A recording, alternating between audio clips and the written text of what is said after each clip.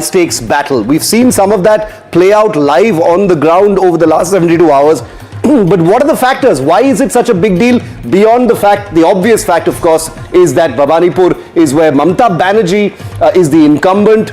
She is the candidate from there. Shuvendu is the big challenger. So this is how it is structured at this point of time. Bhabanipur, anyone you ask what they're looking at most closely in Bengal, where they think something might happen, everyone's answer is almost uniformly about Bhabanipur. Padmaja, I want to bring that to you, unless we've got more slides on this graphic. I don't think we do. Padmaja, I want to bring that back to you, because beyond the disproportionate sense of interest in a VIP constituency where you've got the sitting chief minister as the candidate, what is it about Bhabanipur? Give us a little bit of that history which you also covered, the Shuvendu Mamata factor. Yes. So, in addition to that, what is important is to understand the makeup of this seat. Now, everyone focuses on the bipole where Mamata Banerjee had won by a margin of 58,000 in 2021 after she lost from Nandigram against Shuvendu Adhikari. Then you had the SIR where a deletion of 51,000 took place. Now, even in terms of the makeup of this particular seat, it is not entirely comfortable. Now, let's be clear. In this election, it is about what individual seats the demography of that seat is. So, you've got about 80 seats which had 50% and above Muslim population, which the TMC is very, very certain is a comfortable seat for them. Then you've got about 120 seats where you've got 25% and above Muslim population, and of these 120 seats, TMC had won 108 in 2021. So past trends seem to show that these are seats which will be comfortable for them, but there are various factors which also should be considered. One of those factors is, one, I told you about the SIR deletions. Then there is the demography where you've got about 20% Muslims only. In the Bhabanipur seat, you've got a large number of Hindi-speaking, Marwadis, Gujaratis, traders, businessmen also in Bhabanipur. And of late, there have been controversies where the TMC is slightly worried. And finally, I'll tell you what happened last time around in Bhabanipur is that you had the BJP fielding Rudranil Ghosh, an actor who had come from the Trinamool Congress. So what happened at that time is that the local cadre of the BJP also wasn't very enthused in Bhabanipur. There were a number of such seats across West Bengal where turncoats were inducted into the party, were immediately fielded on the BJP symbol, and the local party setup, the local cadre just did not put in that kind of effort. So Bhabanipur also has that factor this time. From the pictures that I have seen there, everyone is really giving it their all. And both TMC and the BJP in Bhabanipur. These are those pictures, Padmaja, that you're seeing from... This is going to be a bellwether seat. Make no mistake. This is going to be a bellwether seat. If Bhabanipur turns, then you know the direction in which this election is completely going. Disproportionate sense of, what this seat actually signals, not just in Bengal, but all across the country. And those are those images that are coming from there. Tempers flying, people yelling, fingers pointing. NDTV's cameras are there to capture it all, and we play all of that out for you. We're taking a very, very quick break. Things are going to start picking up pace on the other side in 2 minutes. I guarantee it. Rahul Gaval will be taking over. Our big broadcast begins right after this. Stay with NDTV.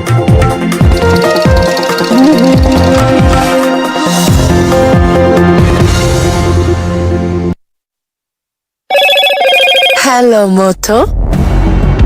Motorola, India's leading AI smartphone brand. Motorola Signature, India's #1 camera phone. Grab Motorola Signature today.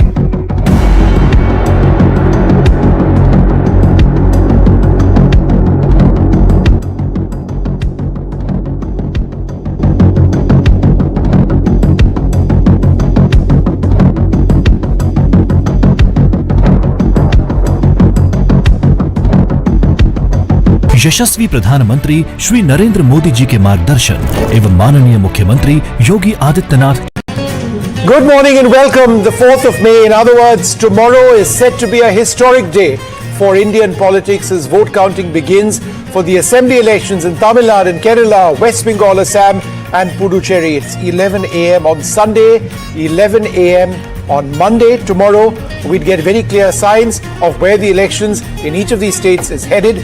Record voter turnouts, intense campaigns, and high-stake contests have built massive anticipation across these 5 states. And here at NDTV, we'll be bringing you the very latest results and leads, the fastest, most accurately, with exemplary data-driven analysis. And that, I can promise you, from Tamil Nadu's dramatic shift to tripolar politics and the Vijay wave, to Kerala's pendulum tradition, UDF or the LDF, the BJP's battle in West Bengal to end Mamata Banerjee's long rule, and Mamata's fierce resistance, Assam's fiery identity debate, and Puducherry's power tussle. The results could trigger major realignments, with exit polls showing divergent scenarios. There's political excitement, which is now at a fever pitch. Will incumbents hold, or will new forces reshape the map? India is waiting for the verdict tomorrow. The headlines at this hour: the Election Commission has flagged major poll irregularities in Bengal's Falta. They say that electronic voting machines have been covered with tape or plastic. Buttons were marked with scent, with fragrance, to identify the choice of voters when they came out.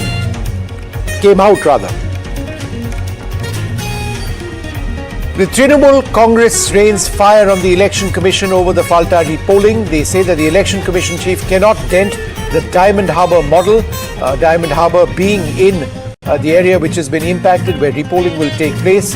That could happen in Falta on the 21st of this month. The Election Commission fortifies Bengal ahead of the counting day. 165 additional counting observers, 77 police observers deployed. Mamata Banerjee meets her party workers and says that Trinamool will win over 200 seats. Tamil Nadu thriller on the cards with hours to go for counting day. The DMK allies praise the TVK chief Vijay. Will he be the big X factor?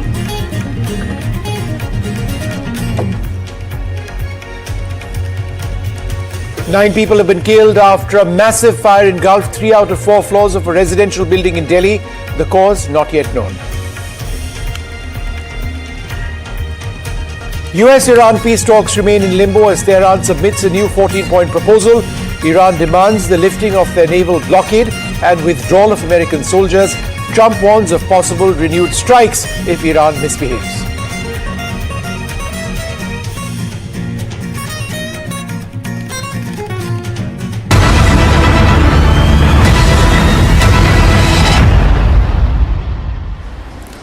Well, West Bengal's 2026 Legislative Assembly elections have delivered a record-shattering 92.93 voter turnout. That is the highest in the state's history, setting the stage for what could be the end of Mamata Banerjee's 15-year rule. But that's if you believe the BJP, if you believe Mamata Banerjee, she is absolutely firm and that they will win in the elections.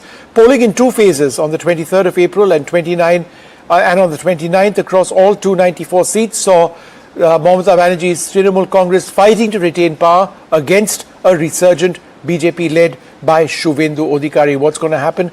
That's the big story. Meanwhile, in Falta in South 24 Parganas, the Election Commission's inquiry has been concluded. NDTV's accessed the Election Commission report on poll irregularities. As per the report, deliberate electronic voting machine obstruction was carried out, and also available footage has revealed multiple violations, including companion voting abuse, unauthorized people entering voting compartments, and multiple individuals voting together breaching secrecy norms. The Election Commission has ordered a repoll that will take place on the 21st of this month. The Trinamool Congress has fiercely denied this. The Trinamool Congress MP from Diamond Harbour, Abhishek Banerjee, has slammed the decision of the Election Commission to conduct repolling. Meanwhile, people in the area have alleged intimidation and threats by the Trinamool Congress cadres. NDTV has accessed this Election Commission report on poll irregularities in Falta. Bharat किसी एक का तो नहीं है, सबका है। भारत में किसी भी प्रांत से कोई भी यहाँ पे काम के लिए आ सकता है, नौकरी के लिए आ सकता है। अब दिल्ली में IIT है, उसका डायरेक्टर बंगाली है, तो वहां के लोग अगर बोलना शुरू कर देंगे दिल्ली के IIT में डायरेक्टर क्यों बंगाली रहेगा। बहुत सारे एजुकेशनल इंस्टीट्यूशंस हैं जिसमें बंगाली बैठे हुए हैं, तो जहां पे ये पूरा भारत एक है, यहाँ पे गुजराती बंगाली सब मिलके रहते हैं, भवानीपुर में भी गुजराती रहते हैं, सालों से रहते हैं, 50 सालों से, 2 जनरेशन हो गए, 3 जनरेशन हो गए, ऐसे भी लोग हैं। तो मुझे लगता है कि इस तरीके से बाहर वाला अंदर वाला करने की जरूरत नहीं है, नहीं तो फिर इतिहास खंगालने जाएंगे तो ममता बनर्जी भी बाहर वाली हो जाएगी। देखिए, ये लोग तो सिक्योर्ड है, लेकिन तृणमूल कांग्रेस का कार्यकर्ता सिक्योर्ड नहीं रहेंगे।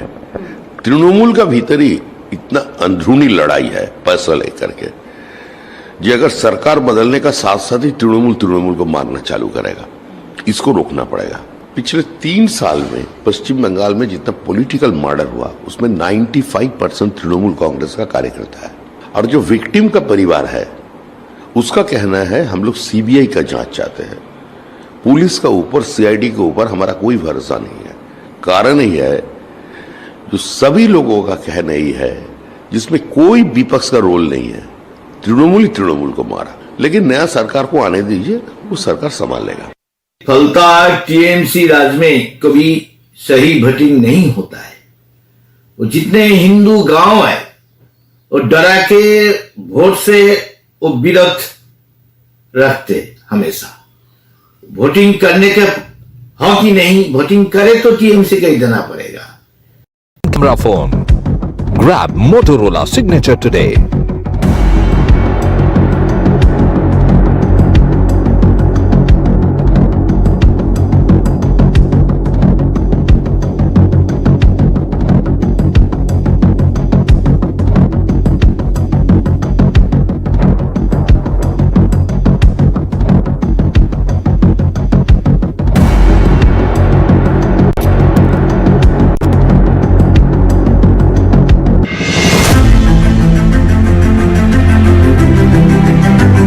नए भारत का नया उत्तर प्रदेश पूरे देश में कनेक्टिविटी के क्षेत्र में Good morning and a very warm welcome to all of you in India and around the world tuning in to NDTV. The day is finally here, guys. Results day, the 4th of May. There's a sense of disbelief this morning. As you can see, I'm in my usual clothes, but Padmaja and Veera have decided to embody the 2 states where I think the intrigue is the maximum. Padmaja, I'm going to start it off with you. I don't think you've slept last night. I haven't. I haven't actually slept. haven't. Veera slept very well, by the way. I put my phone on silent and went to sleep. The way you're dressed and crisp you're looking this morning, I know how well you've slept. But Padmaja, let's start it off because we've got a lot of breaking images coming in from the 2 big states. What did you do overnight last night? What Last kind of night preps I were you was doing? last night actually I was just obviously in addition to going over the minute seat data etc. just trying to think of an overview to this election, and I think what it boils down to, the one theme that stands out is that this is an identity and demography election. Yeah. Every single state had got some theme. Barring Kerala, where obviously you've got the anti-incumbency and whether Pinarayi Vijayan can again buck the trend and get a 3rd term running. But in Assam, in West Bengal, in Tamil Nadu, the whole idea of a regional identity versus demographic change and the entire election being spun around it. Yeah. So looking for themes and how the entire election played out, that was key in this. And this feels like a national election. You know, viewers, I want to say this to all of you. If you've ever got the sense that this isn't just a bunch of state elections, but feels a little bit like a sort of semi-Lok Sabha election with all the, center versus state framing in many of these states, the big personalities, the constant national impact. And the sheer number angle of to all seats, of the this. sheer number of seats The these sheer states number bring of to the Lok seats. Sabha. Yeah, it's a.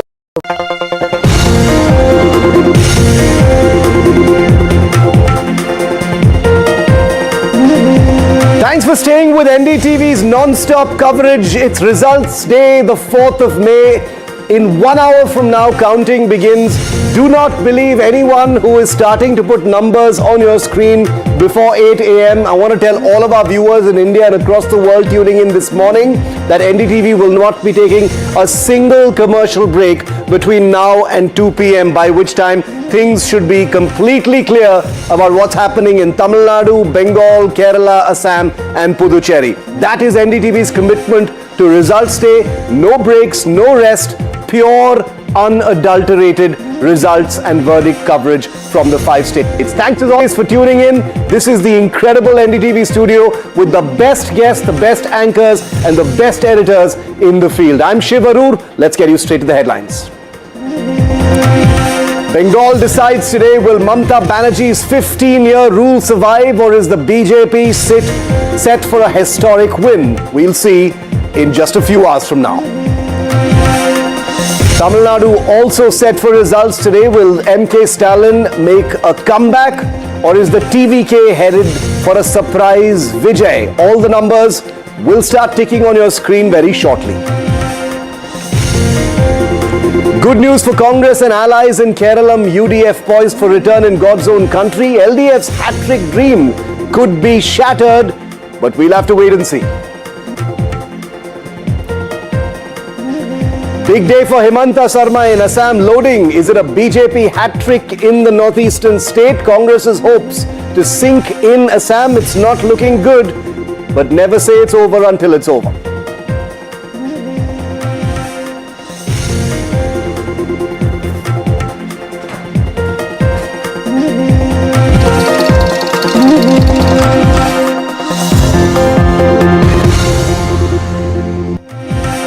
To kick off our coverage from now till the elections are set, the results are in, Editor-in-Chief Rahul Kanwal takes it away. Rahul. Thanks, Shiv. From the NDTV election headquarters, you're watching a live coverage of the big counting day. 5 states, 824 assembly seats, an election that felt more like a war and less like a regular electoral contest. And this is what it all boils down to. A verdict that will unmistakably reshape the politics of India. In West Bengal, can Mamata Banerjee join Jyoti Basu in the history books with a 4th straight mandate? Or can the BJP shatter forever the image of being a party of the Hindi-speaking states? In Tamil Nadu, can MK Stalin break a 40-year jinx and become the first DMK chief minister ever to win back-to-back polls? Or will superstar Vijay deliver a political blockbuster in his very first election? In Kerala, can Pinarayi Vijayan defy political gravity and pull off a 3rd successive term, something no one in this state has ever done? And in Assam, does Himanta Biswa Sarma deliver the BJP its first solo majority in the state? In Puducherry, India's most volatile assembly, which way will the wind blow this time?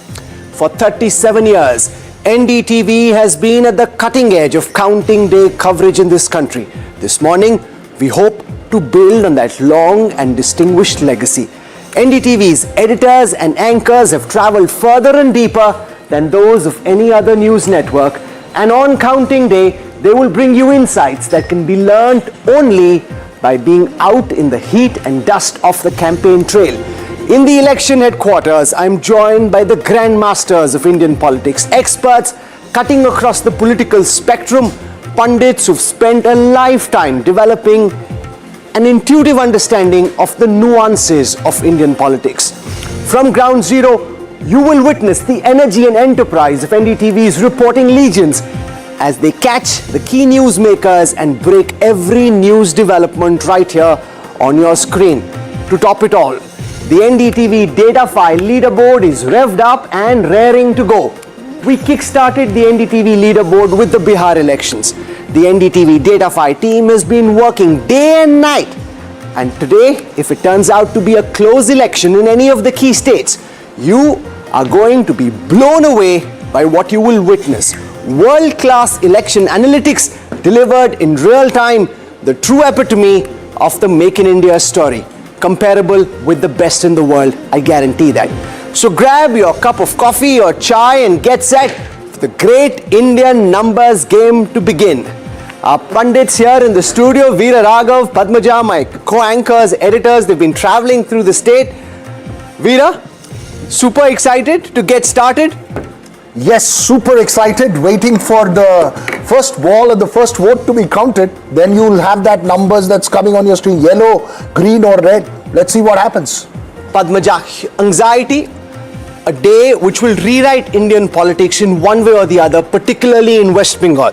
The question, of course, is this the critical election or not? 100%. And in addition to this, you have West Bengal, Assam, Tamil Nadu and Kerala. All these 4 states which are going to decide what happens in the lead up to the elections next year, the big bang elections that are scheduled for next year, including UP and Punjab, and then eventually 2029. You've got regional satraps versus the BJP, which is constantly looking to expand its footprint, and you've got that Ang Bang Kaling, which has already been set as a target by them. They've got Ang, they've got Kaling, now they are gunning for Bang. Of all the colors I could have expected Kanchan Gupta to wear this morning, green was not one of them. Kanchanda, what's going on here? Khela hobe. You see, it's always good to bet on both sides. Really? Yes, yes. That's the last thing one would expect you to say, Kanchanda.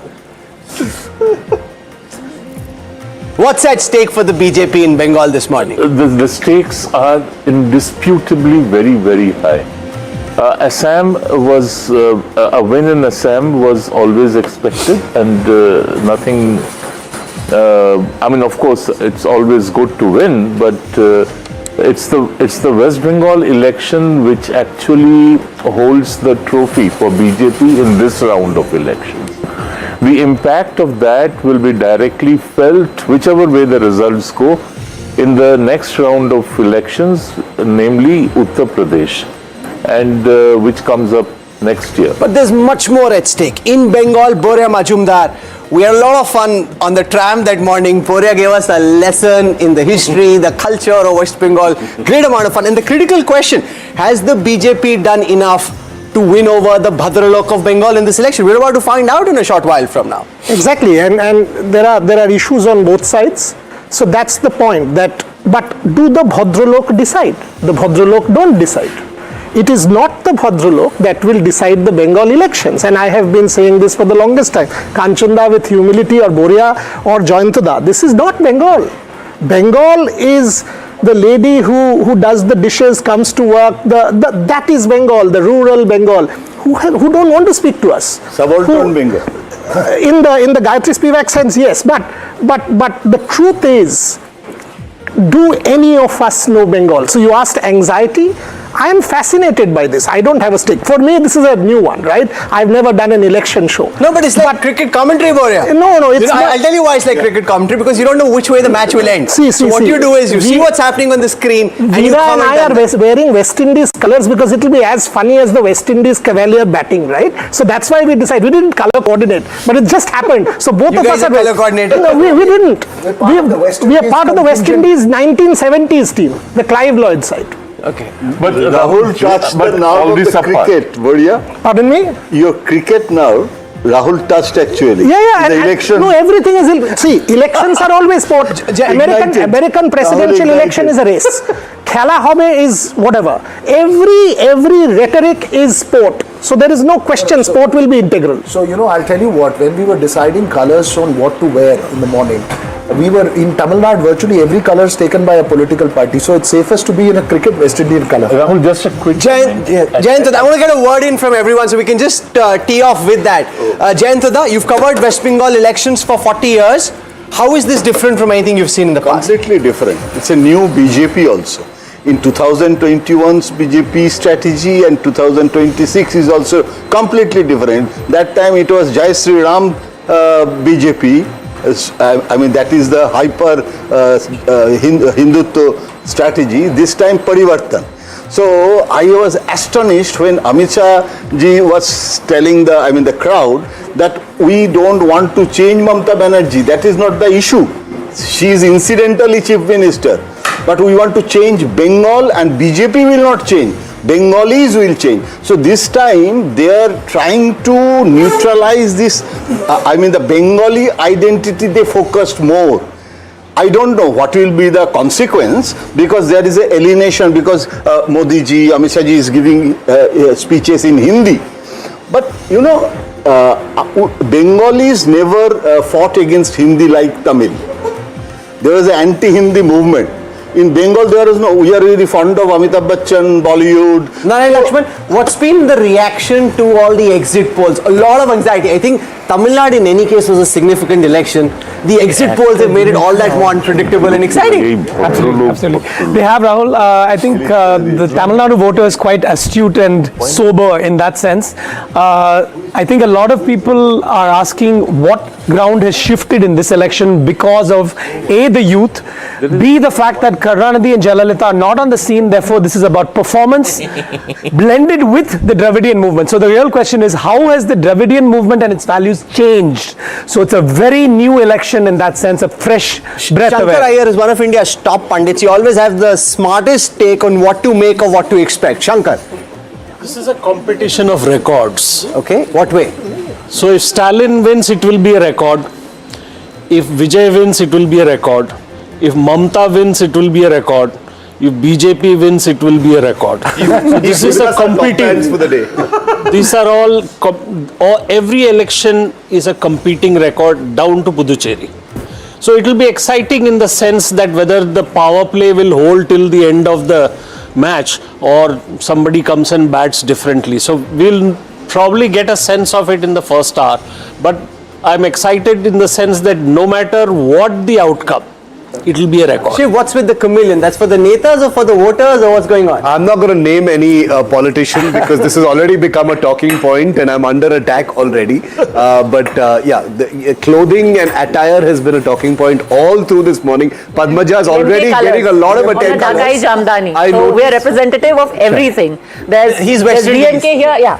But it's somebody normal. pointed out actually on Twitter. Ignoring. It's a color of Shakti also. Ma Kali, Kamakya. That's why she's black and red. Tamil Nadu is the DMK color. There are all kinds of things you can say about all different Everything colors. is open to interpretation. What you say, what you do, Empowered woman. All I want to say is that everyone's watching the clothes that everyone is wearing. But very quickly, Rahul, before I say anything else, is that the thing that I'm looking forward to most today is the dynamics as far as the youth vote is concerned. That's something I want to obsess with as we go, because I think the pages that turn over the next few hours is going to tell us a great deal about India's young voters. Let's go across to some of our contingent on the ground. Our political elder Vasudha Venugopal joins us this morning from the DMK headquarters. We've got Sam Daniel joining us. We've got alive also from the Anna University Counting Center. Let me go across to Vasudha first.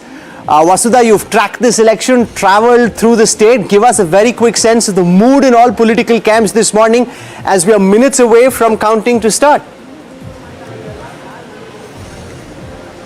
Absolutely, Rahul. In fact, I spoke to all political parties yesterday. There is a sense of caution, but there's also optimism, and exit poll seems to have really unnerved a lot of people because the mood was very different before 29th of April. They were very optimistic and very hopeful and confident. Now they want to be with a winner. I know certain people have voted for the AIDMK, but they say it's either the TVK or the DMK coming to power. The psychological, advantage that they want of siding with the winner, but the AIDMK has been saying that they've always been underestimated. I'm at the DMK headquarters now, and this man will create history if the DMK comes to power. That's what Shankar Iyer was also saying, and I'll also proceed to other political parties for now. But it's very clear, Rahul, that there are two national discourses to it. One, of course, with the DMK numbers, if they go down, what impact it can have on national politics, given that the delimitation bill is expected to make a comeback in the monsoon session of the parliament. And the other thing is, if TVK scores well, what happens to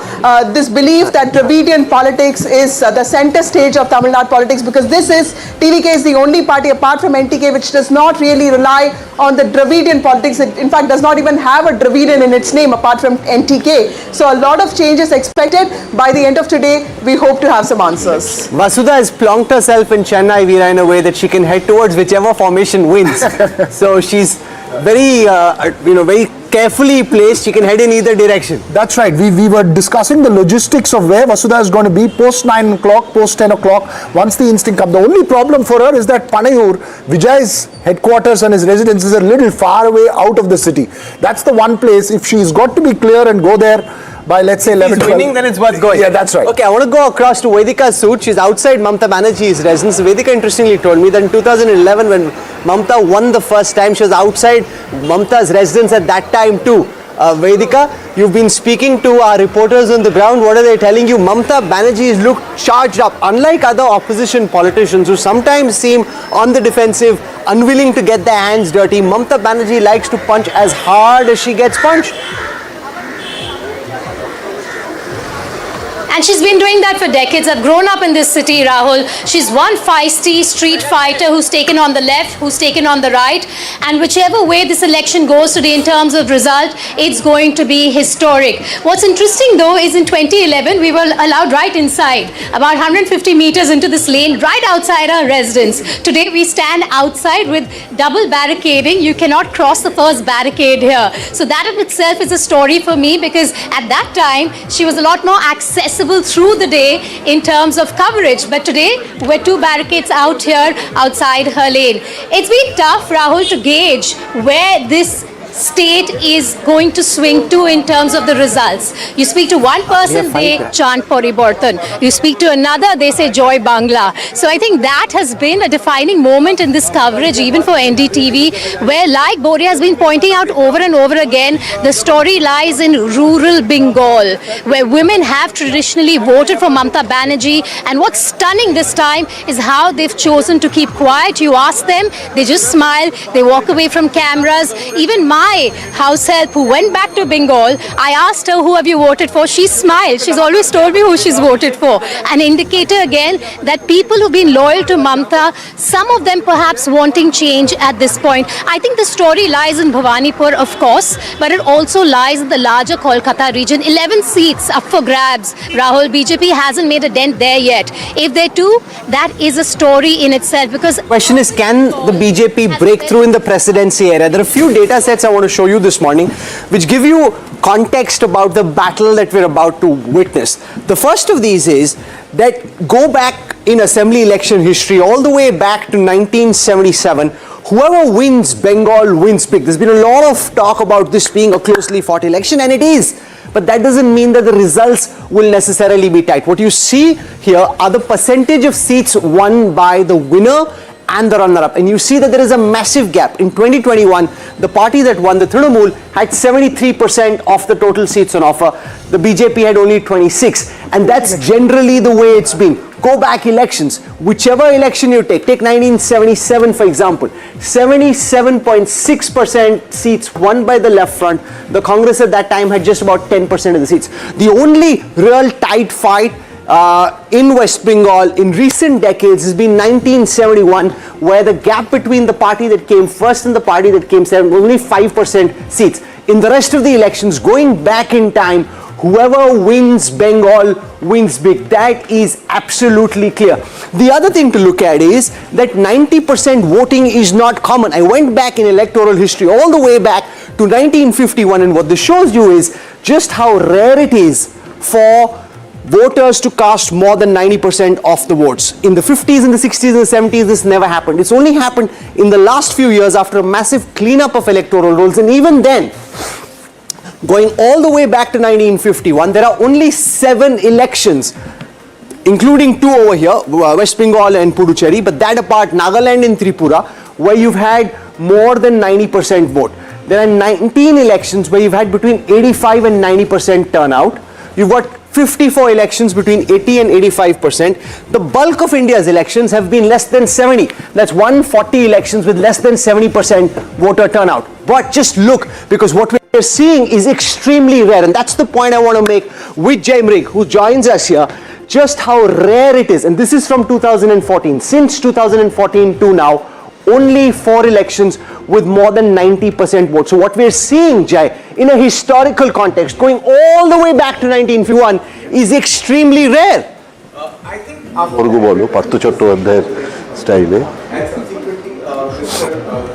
এটা তো Mamata develop করেছে না এতদিন, সেটা eroded, মমতারটা eroded. More and more political parties, regional parties.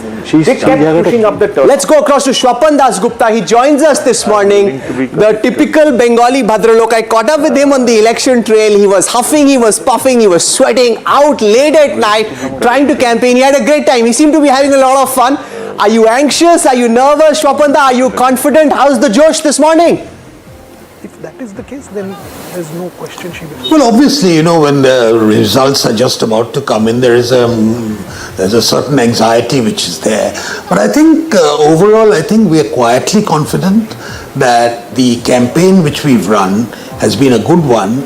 It's actually addressed many of the issues which the electorate wants to hear. We've addressed the problems of West Bengal, and I must compliment the Election Commission for conducting a very smooth poll. So overall, I think I remain quietly confident. Padmaja has a question for you. Padmaja. The verdict is going to come out. Sir, and Shapanda, this time you changed your seat. Do you think that perhaps you could have stuck to your earlier seat? It was a very close contest. It was a very tight fight, and there was a very slim margin. Well, I changed the, I'm contesting this time from an urban seat. I'm contesting this time from what is necessarily my home ground. You know, there's no such thing as a safe seat for the BJP in West Bengal. We've had to fight in everything, every respect. We've been growing as a political party, making new advances, getting new adherents, new voters, etc. So it's been a very challenging prospect, obviously. So I hope that the larger endeavor of the West Bengal BJP to capture new ground, to gain new adherents, I think that this is part of that endeavor. Shiv, Rapanda, you know, there's obviously disproportionate interest in what happens in Bhabanipur for obvious reasons. What are you making of how important the result is there to the rest of the state? We've seen some tempers flaring up there as well, expectedly this morning. How important is Bhabanipur? See, Bhabanipur is my adjoining constituency, and naturally, you know, what happens in this part of South Calcutta is going to be of it's of great interest nationally as well as in the state. Now, but overall, I think Bhabanipur has seen a lot of tense encounters between the two political parties, which has not been the case in Rajbihari. Let's hope, you know, when a party like the BJP tries to make advances in something which the Trinamool Congress has believed to be its own fiefdom, and South Calcutta has been regarded as the Trinamool fiefdom for a very long time. So there's bound to be tensions which crop in. Mercifully, none of these have resulted in broken heads or in deaths as happened in the past, and I hope that this thing, yes, there'll be probably some heated words exchanged, but I hope it remains. Jinto Joy has a question for you. Jinto Shapanda, exchange of Shapanda, Jayanto bolchi, I have a question. Confident BJP circuit is saying telling us that Shapanda is going to be the next education minister, the confident BJP circuit. So are you ready to accept this assignment, because education is a very lamentable situation in West Bengal, I think. Well, thank you for flattering me with an appointment which hasn't been made as yet. In a government that hasn't won. Important thing at present is to win the Rajbihari seat, to win a majority for the party to win a majority, and then form a government. I hope, as they say in Hindi, "Tumhara muh mein ghee shakkar." But I think let's go one step at a time and let's proceed cautiously. I thought he'd say तुम्हारे मुंह में मिष्टी दही और तुम्हारे मुंह में संदेश, not ghee shakkar. But I want to give viewers a context to the battle that Swapan Das Gupta and the others in West Bengal are fighting. Take a look at the visualization on your screen on the NDTV data file leaderboard. The BJP has 216 very weak seats in West Bengal. What that means is there are 216 seats out of a total 294 that the BJP has never won in the last 3 elections. There are 0 very strong seats which the party has won every election for the last 3 elections. 216 very weak seats. Compare and contrast this with the Trinamool. The moment you look at the same data for the Trinamool has 119 very strong seats which the party has won in every election for the last 3 elections. They have only 16 very weak seats which they haven't won in any of the last 3 elections. What this means essentially, Swapanda, is that you're up against a monstrous challenge. This is not just a regular election. This is an effort to rewrite the electoral history and the electoral arithmetic of the entire state of West Bengal. Absolutely, you're absolutely right in saying that when I said earlier that there's no such thing as a safe seat in West Bengal, at least for the BJP, and I personally have decided to contest from what might be called the Trinamool's absolutely their gur, or they've considered it their zamindari, and which is one of the reasons why we felt that you have to you have to attack the Trinamool right in their den. And South Calcutta happens to be the seat which Mamata Banerjee has and the Trinamool Congress has held ever since its inception. They've never conceded ground, even to the left. So it's a challenge. Yes, it's a monumental challenge. But what's the point in fighting an election if you don't take up a challenge? That's including the seat that Swapanda was earlier in, that has been won back-to-back thrice by the Trinamool Congress, and this seat is even more difficult. I think in the last 21 years, the TMC has just held ground in Rashbihari. But I want to tell our viewers this. 2001 to 2021. One very interesting thing happened with Swapanda when we were out in the campaign trail. I don't know whether he's amused by that or slightly irritated, but we were walking around Rashbihari campaigning late in the evening, and some people were coming up and saying, yes, we know you. So Swapanda is thinking that they've either read his books or they've read his articles and he's very pleased about it, except that they're saying, no, we've seen you on TV. So this is the whole reel and television generation not necessarily connecting Shankar on tradition. You worked with him back in the day, and now seeing him in a political avatar, huffing and puffing and campaigning all over the place. Hi, Sopan. What is the one thing that has surprised you through the campaign? Well, that's life. Shankar Iyer has a question for you. Swapan. People in this election. We lost the... No, did he say something? I couldn't hear him. Sorry, I missed. Okay, let me say that again, Swapan. I mean, you've done 2 campaigns. What is the one thing that as a writer, as a journalist, you would say has surprised you consistently? Well, I think what's significant about these campaigns is that when you're there as a participant, when you're there as actually one of the actors of the thing, you learn to somehow try and read the minds of people from their facial expressions, from how they respond to it, and from their waves, etc.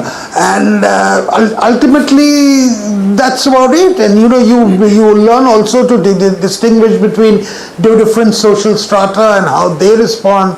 And it's very difficult. But I think I think my experience as a writer has been considerably enhanced and enriched by these 2 campaigns which I have fought, and I hope this one successfully. I'm very optimistic. Jai Mrug has a very quick question for you before we let you go. Jai. Bengal, and it'll be a day of...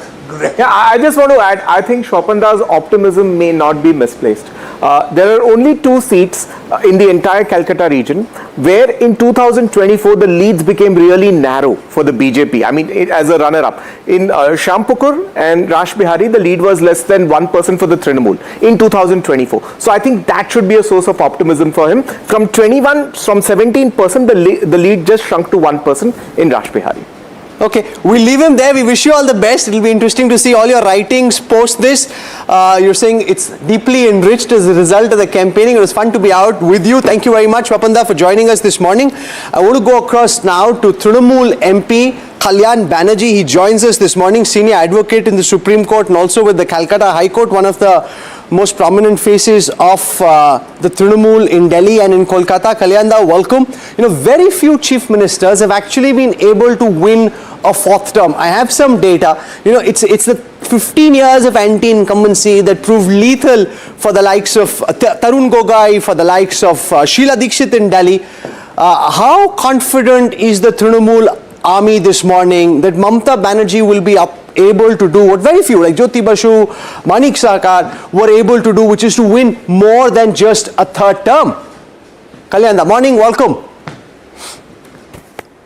पहले fourth time उन्होंने आएगा, ये बंगाल का हर घर का दीवार में लिखा है जो वो उन्होंने आएंगे। बंगाल का मिट्टी का आवाज है कि ममता बनर्जी फिर फोर्थ टाइम आएंगे। और जो बात आप बोला, जो एंटी इनकम्बेंसी जो बात चल रहा है, वो तो बीजेपी का नैरेटिव है। और नैरेटिव के कोई इधर का बात नहीं है, वो नैरेटिव करके रखा है बीजेपी लोग। लेकिन तीन चीज, एक, पहले बंगाल का 5 बरस में जितना डेवलपमेंट हुआ, जितना स्कीम आया, वो स्कीम जो खास आदमी को लिए जो स्कीम है, वो स्कीम जो आया उनको डेवलपमेंट के लिए, उस स्कीम में हर आदमी खुश है। सेकेंड थिंग, इधर का बीजेपी एमपी एमएलए मिनिस्टर जो सब गए दिल्ली में, दिल्ली जाके बंगाल का जो डेवलपमेंट स्कीम है, अलग स्कीम है सेंट्रल गवर्नमेंट से, उसको बंद किया है। आज तक कभी कोई देश में, कोई राज्यों में ऐसा नहीं हुआ जो आम जनता का बेनिफिट के लिए जो स्कीम बनता है, सरकार जो केंद्रीय सरकार है उसका पार्टी का आदमी जाके वो राज्य के लिए स्कीम बंद कर रहे थे। ये बहुत कॉस्टली हो गया उन लोग के लिए, पब्लिक लोग वो जान गया ऐसा। Kalyanda, the Trinamool has been really angry with the election commission, and I'm hoping to be joined by the chief election officer of West Bengal in just a moment from now. But the Trinamool's been really upset with the EC for the manner in which this election has been carried out. But the fact also is this has been a less violent election than any that we've seen in Bengal for a very long time, Kalyanda. That's the reality. Fewer poll deaths, fewer poll violence. It's arguably freer and fairer than past elections. Kalyan Banerjee. That is number one is this. This is what you are looking towards the outer side. That is not the picture in Bengal.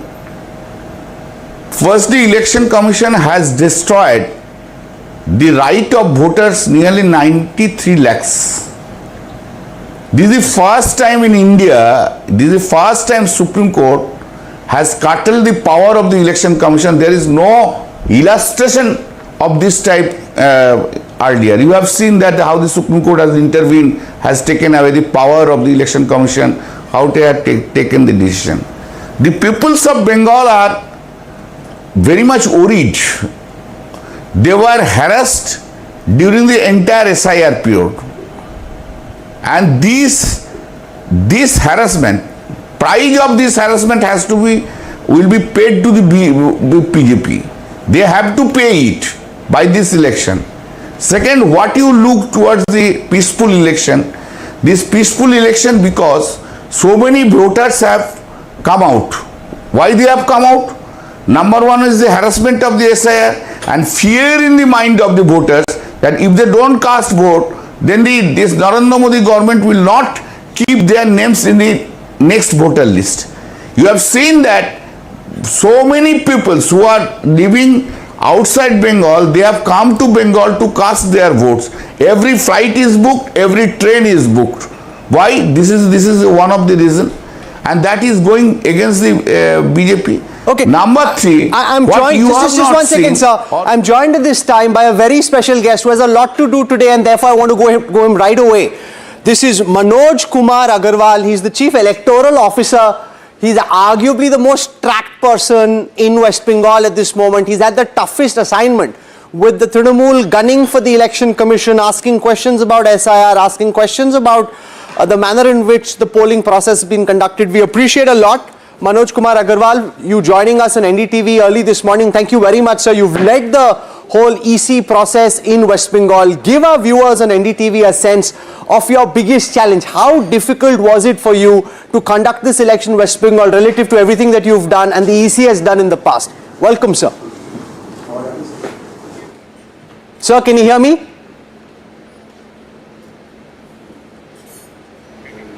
Manojji, while we try and fix that, let me ask just one very quick question to Kalyan Banerjee before he heads out. Kalyan, what do you make of the historic turnout? The fact that 92% voters in West Bengal have voted in this election, more than any other election in West Bengal in the past and more than most Indian states ever. No big state has ever seen a turnout like this. There is history in that mandate. What does the Trinamool make of those unprecedented turnout numbers? If you look towards the past elections, every year turnout has been increased. In Bengal, turnout has never been decreased. In every year, 3 times we won in the assembly. Even in the parliament election, turnout was much. Even then we have won. And number 2 reason is this. Why this turnout? I said to you earlier, because of the people's fear. People is in greatly fear under that if they don't cast vote, their names should not be there in the voter list. Okay. That is the narrative has been created by the Bharatiya Janata Party Election Commission here. Thank you very much for joining us. Really appreciate you taking our time. Thank you, sir. We hope to come back to you during the day. I want to go across now to Manoj Kumar Agarwal, Chief Electoral Officer of West Bengal, the man who's led the poll process. He's had an incredibly difficult time the past few weeks bringing this together under so much scrutiny. Mr. Agarwal, from the perspective of the Election Commission, what's been the toughest part of conducting this poll process in West Bengal relative to what the EC has done in other states? Welcome and thank you for joining us this morning on NDTV.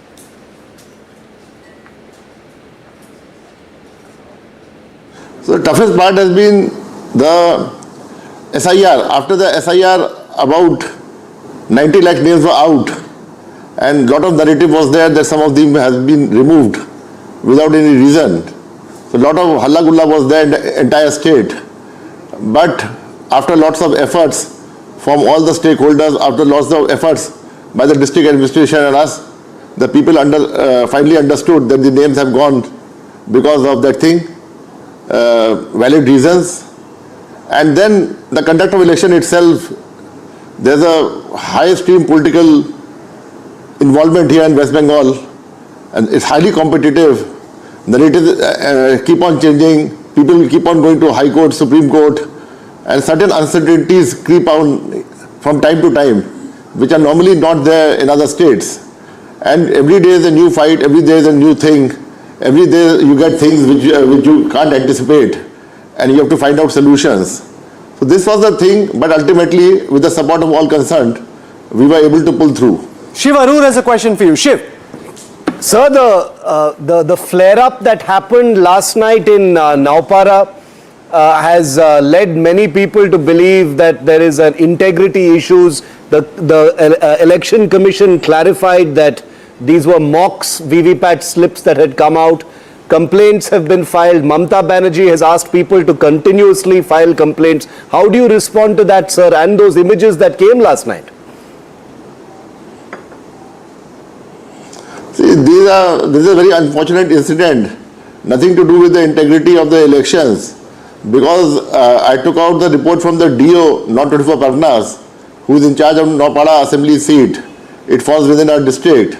She was saying that at the time of commissioning of the EVMs, there's a mock poll, and all the VVPATs which come out should have been shredded by the concerned employees. Rather, some of them took them out. I don't know what reason they wanted to that thing, sabotage the process, or they wanted to put ECI in a bad name. So they have taken out, and that has been dispersed yesterday. However, everything is trackable and everything is being investigated. But as of now, nothing is there regarding the poll, whether this has affected the poll. And we'll be able to find out the concerned officers and staff who did not follow the protocol, and we will be taking action as per rules and law.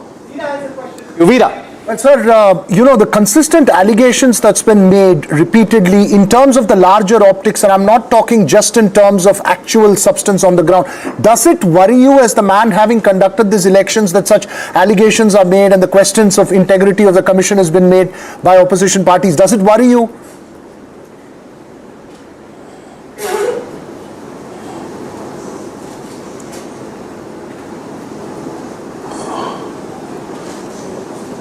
I could not hear.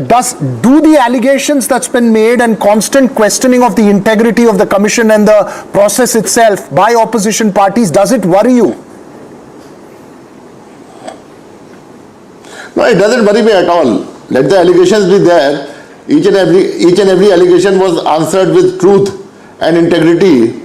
Like even our circular for counting was challenged, none less in the High Court and Supreme Court. And the integrity of the circular withstood the judicial test. And many things have been tested, but ultimately nothing has come out.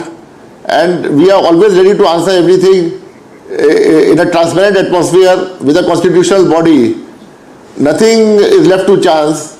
And we are also very cautious while dealing with anything, because we also expect a challenge every day. But that doesn't affect us. In fact, that strengthens our systems down the line. And everybody is told that nobody can violate the rules and regulations. And we are very strict on the staff to see that everything is as per rules and regulations. Padmaja. Mr. Agarwal, there are multiple complaints of how the CCTV in various strong rooms have gone dark, have gone black for a couple of minutes. Minister Shashi Panja is the only latest one who has said that at the Anushilan Kendra, for a couple of minutes, the CCTV camera, there's been a blackout. Why is this happening? Why are the cameras going dark? Since cameras being dark for a couple of minutes and in few days is a normal complaint which keeps on coming in every election, because there's certain load shedding happening sometimes. We have got a generator and power backup, but that takes a few seconds or few minutes. But everything is transparent because the CCTV coverage can be seen outside the hall, and only because the coverage can be seen outside the hall. That is why everybody comes to know even. There's a 3-tier security, and CAPF is there, the state police is there, executive magistrate is there. So there's never any scope of tampering of the strong rooms, which are the lock and key and seal of all the candidates. And there's a double lock and key, and beyond that, there's another gate which is locked. And multiple inspections have been carried out by the DO, RO. Even I have gone and seen so many strong rooms. The integrity of the strong rooms is very much intact, despite any narrative from any person. चलिए अग्रवाल साहब, आप जुड़े NDTV 24/7 पे, बहुत धन्यवाद। मैं आपको ले जाना चाहता हूँ एनडीटीवी इंडिया के स्टूडियोज में। अब मेरे कोलीग हैं, 5 मिनट हमारे साथ और रहिएगा। I realise very tough morning for you. 5 minute रहिएगा। सैयद सोहेल हम आपसे सवाल पूछने आते हैं। Syed, take it away. पहली बार बीजेपी बंगाल में आ रही है, ममता बनर्जी जीतती है तो इतिहास रचेगा कि 15 साल के बाद ममता बनर्जी की फिर वापसी हो रही है। दोनों लिहाज से ये जो नतीजे हैं ये सबसे खास होने वाले हैं और इतिहास लिखने वाले हैं। और इन नतीजों से पहले आपको बताऊं, चुनाव के दौरान जो कुछ हुआ वो सब आपके जहन में है, इसलिए भी बंगाल पर सबकी नजरें और निगाहें हैं। 17 मिनट 31 सेकेंड। और what I want to do right now is show you how in the past winning a 4th term has been incredibly rare in West Bengal. Take a look at the data coming up on your screen right now. You've had very few instances of leaders winning more than 3 terms. 3 terms is typically where the story ends. It ended for Tarun Gogoi in Assam, it ended for Sheila Dikshit in Delhi, and therefore it isn't common to win more. It's a pile up of anti-incumbency. 15 years, Jai Mrig, is typically just where voters say enough is enough, we've had enough, we need to move on.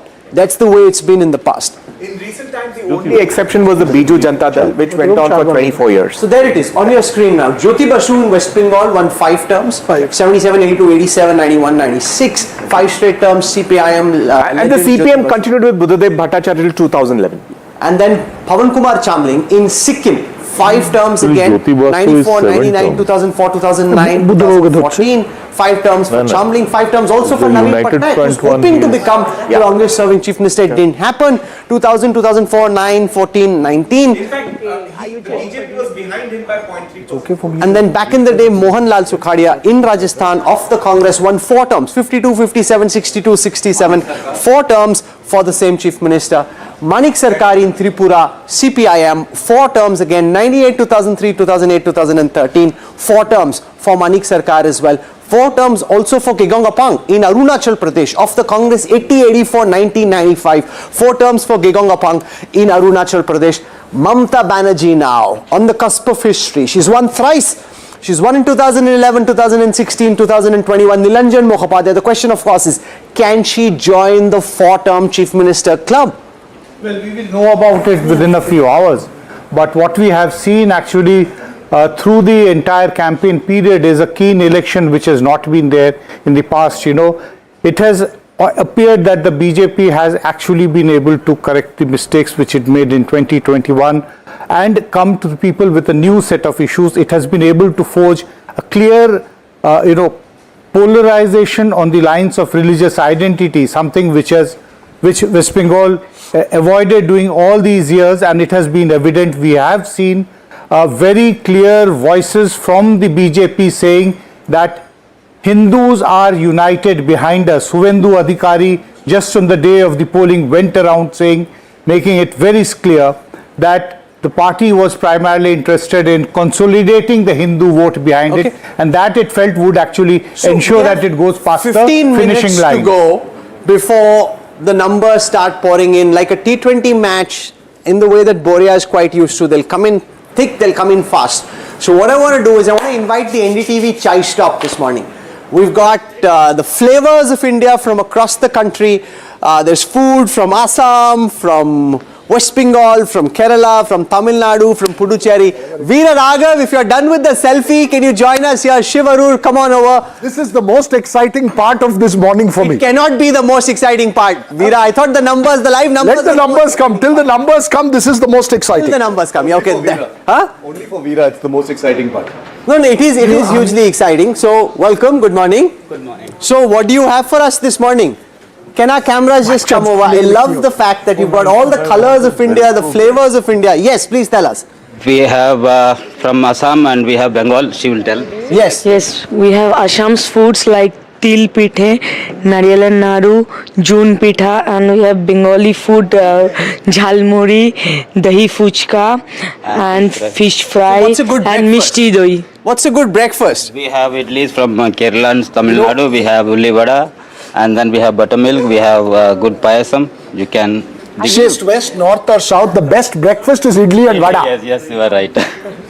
Hey, every state has its own flavor. Why being biased towards one state? I have to be very biased towards a South Indian breakfast though, however. I agree with Veera on this. Boria, these guys are all going for the South Indian breakfast. No one's west, speaking. north or south, idli vada is the best breakfast. No, we've got just a little bit of time to go. He's roasting me. Hey, idli vada for breakfast. That's why people don't take you seriously. Because I said idli vada is the best breakfast.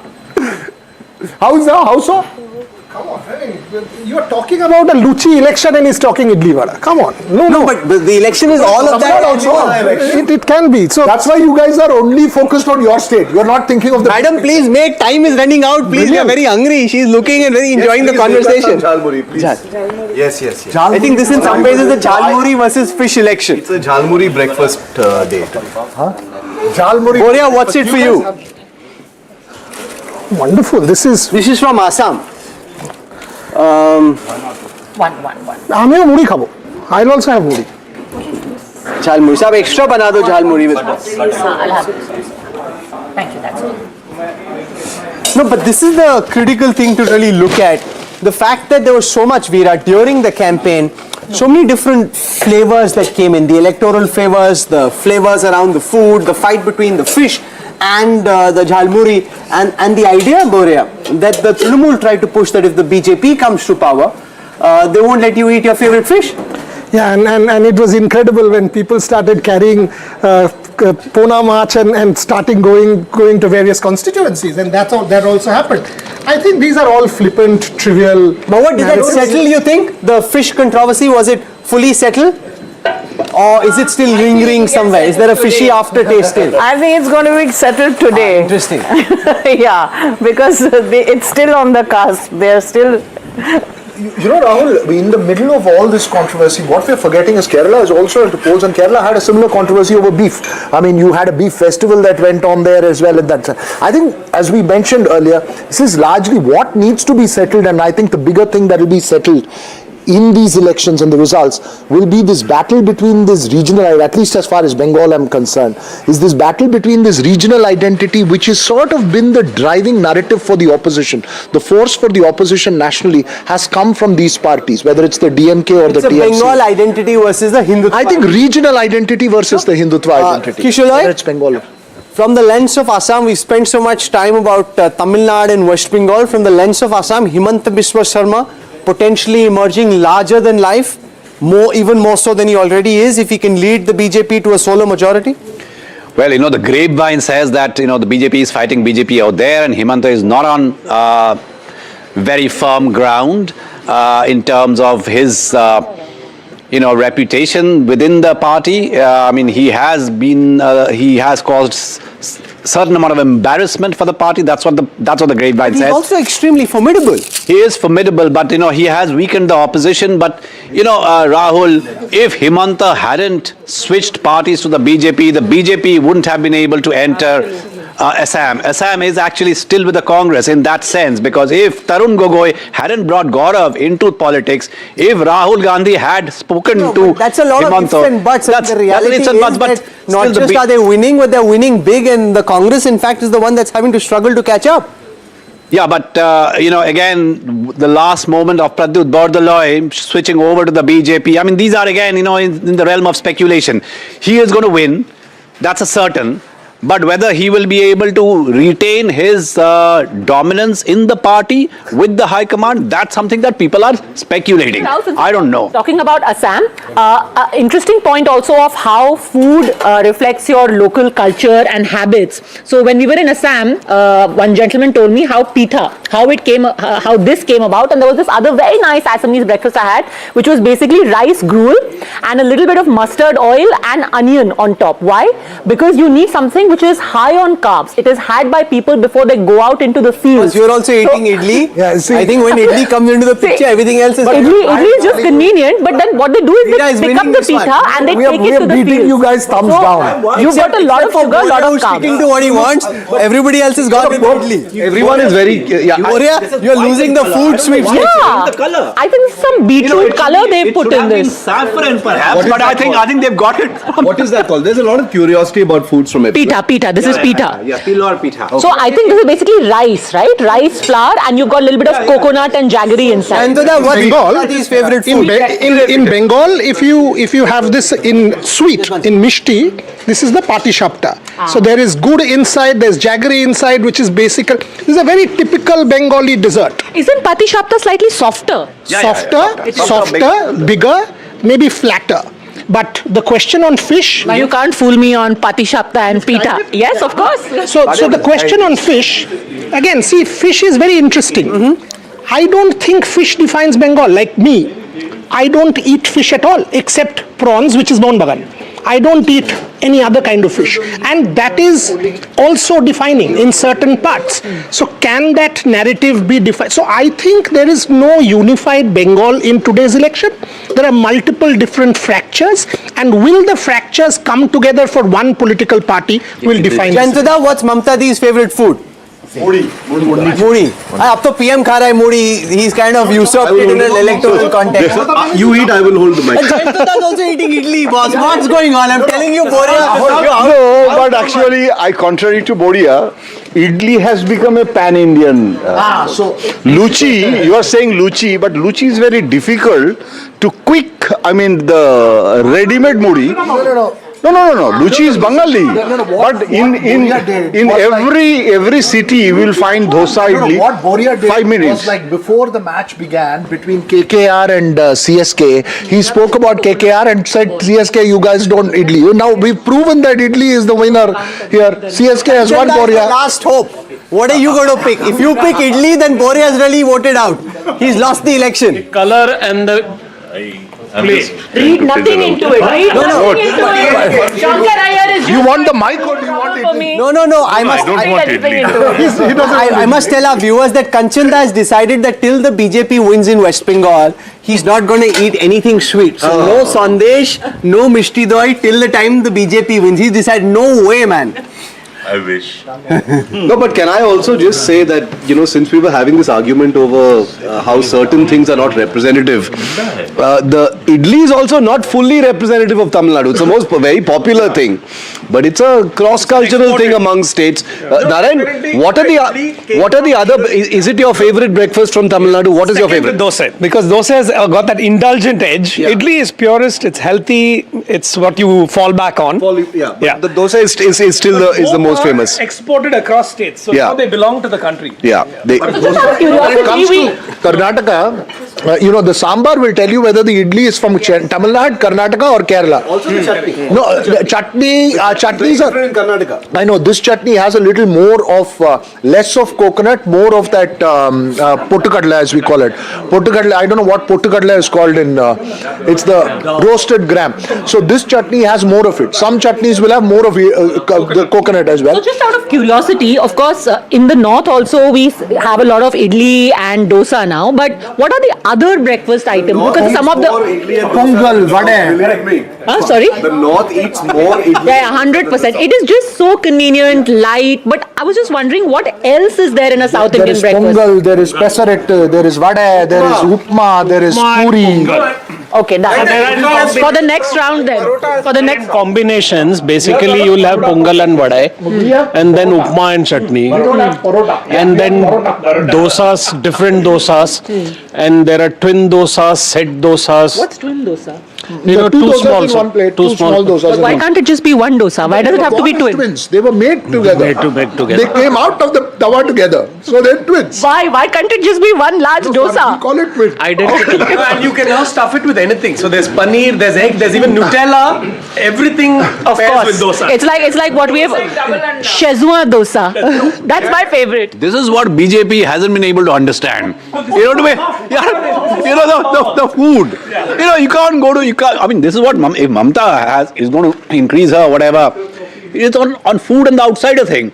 That they will take your right to have fish and meat. Gone. There is no Bengali on this planet is going to give up the fish and machir bhat and mangshu. I think Kanchan Da is going to militate against that idea because that BJP hasn't been able to understand the sensitivities of food in various parts of the country, and which is why the moment you start raising these bogies. That's a lot of hogwash. But Kanchan had also, Padmaja, remember Kanchan had also enlightened us a few days ago about how Jhalmuri, which had become such a big deal in Bengal in this election, is from outside. Yes. That's a fabulous story. He told us about that. It's an absurd proposition that the BJP will come and issue a diktat that no more fish, no more mutton, no more eggs. Why? I mean, where has it done that? So this whole concoction in Bengali, there's a saying. In Bangla we say, "Juju dekhano." You show a juju, Juju means, how do you explain juju? Ghost. Fear of the unknown. A bogey man. So, this is like juju dekhano. And I'm sorry to say, if Bengalis actually fell for that lie of hers, a very brazen lie, I must say, then it doesn't speak very highly of the evolution of the Bengali intelligence over the last 15 years. No, but Kanchan, some Bihar leaders said something after. No, said what? Said what? Vijay Sinha said. No, said what? What was his exact So statement? Vijay Sinha said that if we come to power, we are going to do away with non-vegetarian food. But to be fair, soon after, Shamik Bhattacharya came out and said, I am a Bengali, I am the state president, nobody can stop or will stop. Has non-vegetarian food stopped in Bihar? No, it hasn't. I'm just saying. And this wasn't what he said. He said that we will have more sanitary conditions for the sale of this meat and mutton. Which is fine, I think. We've heard of Hindi imposition. I hear there's a different kind of imposition that's happening now. That's right. I'm going to do Veera with Boria apparently. I'm going to do idli imposition on Boria. Please, Boria, please have the idli with chutney. You can replace your jalmudi. No, we want Radha Ball. In Bengal, we call it, amra otithi parayon. So here, I'm being gracious because Otithi Parayan is a friend of mine. He's given it to me. I can have any. We will welcome. You lost out, Boria. You can't be a sore loser. No. On breakfast, you lost out. See, even Kishla went. Kishla also went the jalmudi. The beauty of Bengalis and Tamilians is that we take the jalmudi, we give the idli. We're confluence of cultures. There you go. He's taken the jalmudi. Now he will try the mishti doi. I saw Rahul Devat quickly finish two. Quickly finish two. God knows when we'll get to eat any further. Thanks, Boria, for spilling it out to everyone. Exactly. But there's also. I was waiting to see, can I get one? Can I get one? And he goes there, finishes two. Which one? What do you want, Boria? I'm sure there's more. Mishti doi is gone. अरे खिलाओ भाई उसको खिलाओ. अरे बोरिया को मिष्टी दो ही खिलाओ. Yeah, he's worried that it's running out. No, this is for Boria. This is for Boria. He's getting really hassled. It's running out. He's counting how much others are eating. नीचे वाला plate दे दो. Bengali dish out here. हो जाएगा. Bengali dish क्या है? Except for mishti doi, there is nothing. There's nothing. Fish cutlet. Fish cutlet না fry. Fish fry হবে যদি বেঙ্গলি হতে হয়. ফুচকা ঝালমুড়ি ওকে. কিন্তু যন্ত্র বেঙ্গলি সেরকম কিছু নেই. So let the food truck now roll out because counting is about to start. This is where I hope you manage to get Boria, your drink as well because this is what it comes down to. The UDF eyeing a comeback in Kerala as many of the exit polls seem to suggest. Himanta Biswa Sarma hoping to lead the BJP to a solo majority in Assam and in Tamil Nadu. A political blockbuster unfolds. This is NDTV's live and continuing coverage of Battleground 26 counting day. About to start. The numbers will come in. They'll come in thick and fast in moments from now and you'll be able to see all the numbers on your screen and most importantly on the NDTV leaderboard. I want to give our viewers a quick sense of what to expect. What we'll be able to track over and beyond what you may have seen so that you have a sense of what to expect is the SIR impact. This is something I'm really kicked about because what we can tell you on a real-time basis is how many seats are such where the number of deletions done by the SIR is greater than the margin of victory. So on how many seats, and I want you to listen very carefully as we explain what you'll see on your screen once the numbers start coming in. How many seats are such where the number of votes deleted by the SIR are greater than the margin of victory at that moment. So how many seats will come here? Who's winning those seats will come here. You will be able to track whether SIR was a game changer in real time. What you will also see is on seats where SIR deletion was less than 5,000, who's winning those seats? On seats where SIR deletion was greater than 25,000, who's winning those seats? SIR deletion being tracked here on NDTV in real time. In a state like Tamil Nadu, we'll be able to decode the Vijay impact in real time, Veera. This is interesting. It's called the spoiler alert. This is the NDTV Datafy team. They've been at work night and day, non-stop since Bihar to power this analytics engine for you. And I can guarantee to you that nothing will compare once counting starts. On how many seats is Joseph Vijay proving to be a spoiler? He contested 233. How many has he won? How many has he lost? The numbers right now are dummy data, but who's winning those seats? So whose chances is he spoiling? On how many seats is the votes won by Vijay's party, the TVK, more than the gap between the winner and the runner-up, and who's winning those? So that will come here. Veera, very, very interesting to look at. the Vijay impact in the Tamil Nadu elections. And this is a fascinating idea which I saw yesterday, and I think I was told that you were the brainchild for this one. No, it's a fascinating idea because this will show, because it's not going to be ultimately about the seats, and I think this should become 234 because 2 seats Vijay is contesting, Trichy East and Perambur. That's why this is 233. It has to be 234 seats that he's contesting. No, they could not get one person to file his nomination papers. They're backing one independent. 233. Yeah. Okay, so the other thing that I'm really pumped about, for example, the Humayun Kabir impact. Now, in the seats that he's contested, in how many seats did Humayun Kabir's candidates from the AJUP prove to be a spoiler? And who's winning those seats? All this will power up in real time. Yes. The factor here with Humayun Kabir is that initially he fielded 143, but a lot of them, according to his own claim, subsequently were asked to step down by the Trinamool Congress. So this Humayun Kabir factor is also a little bit going to be dicey today because he himself is unable to really give in numbers how many of his candidates eventually went and fought the election. Also quite low on funds, barring Humayun Kabir himself contesting on 2 different seats there.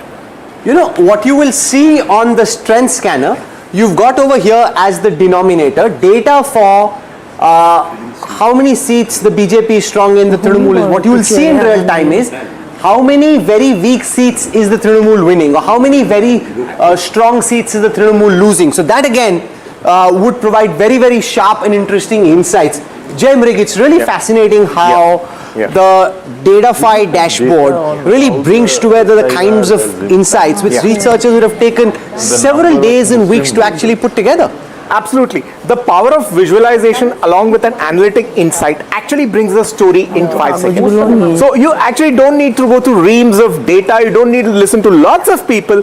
Watch our DataFi dashboard and several stories will unfold before you in seconds. Oh, that is absolutely important. The other couple of things to look out for example, is the direct fight. What you'll see in direct fight is how many seats are such where the contest is between two parties and who's winning on those. So where are they 1 and 2 and who's winning on those. So that again is something that you will see on direct fight.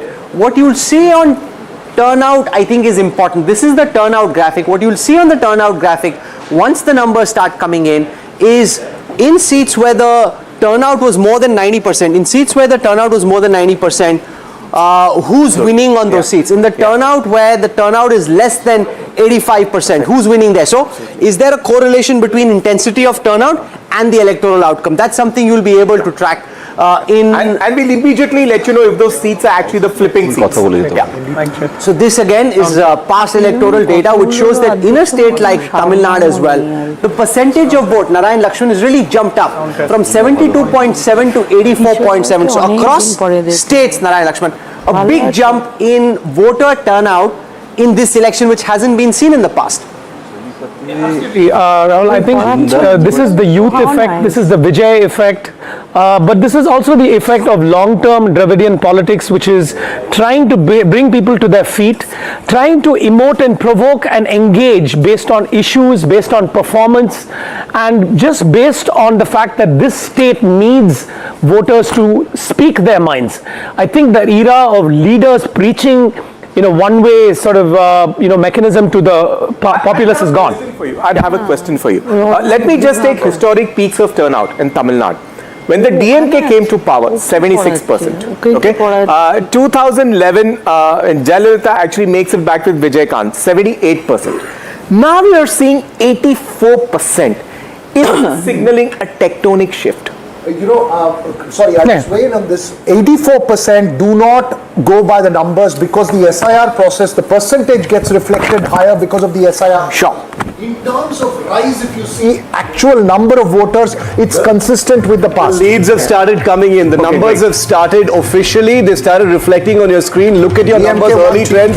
First DK leads on 1, DMK plus leads on 1. So the numbers have started coming in, Rahul. Oh, absolutely, and they'll come in thick and fast. We also want to just build a caveat, Shiv, for our viewers, that what you will see, at least for the first half an hour, are very initial trends. They're just postal ballots.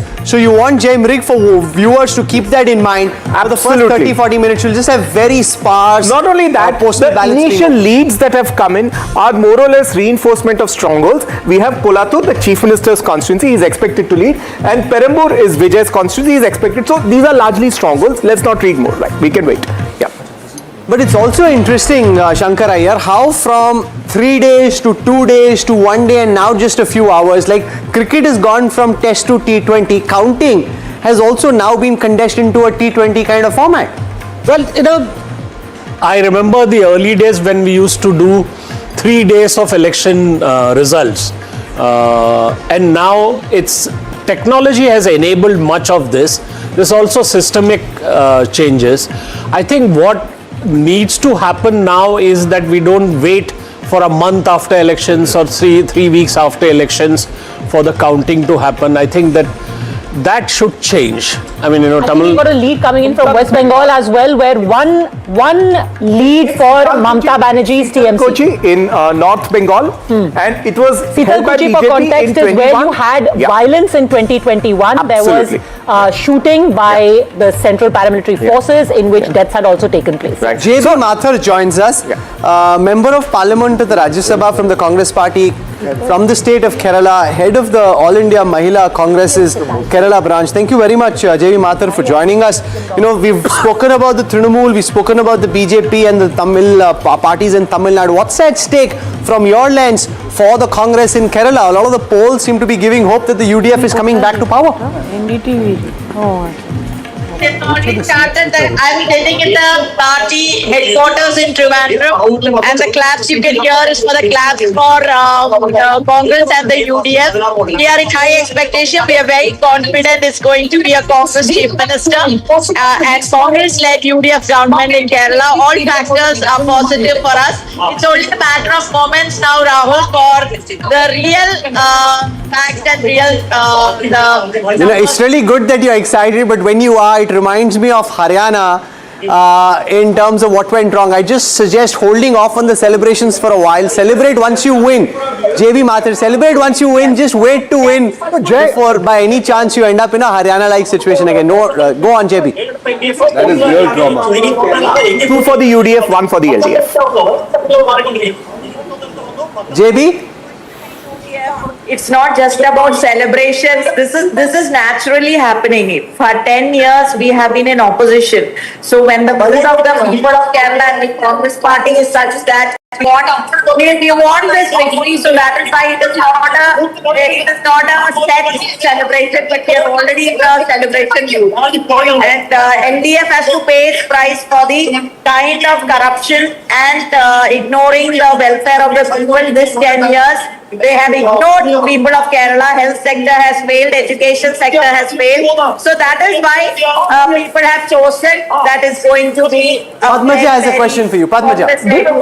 Which, among the many issues that you raised, of course, there is anti-incumbency, but do you think ultimately it was your charge that the CPM is acting as a B team of the BJP, that both of them are hand in glove, that the CPM has turned communal?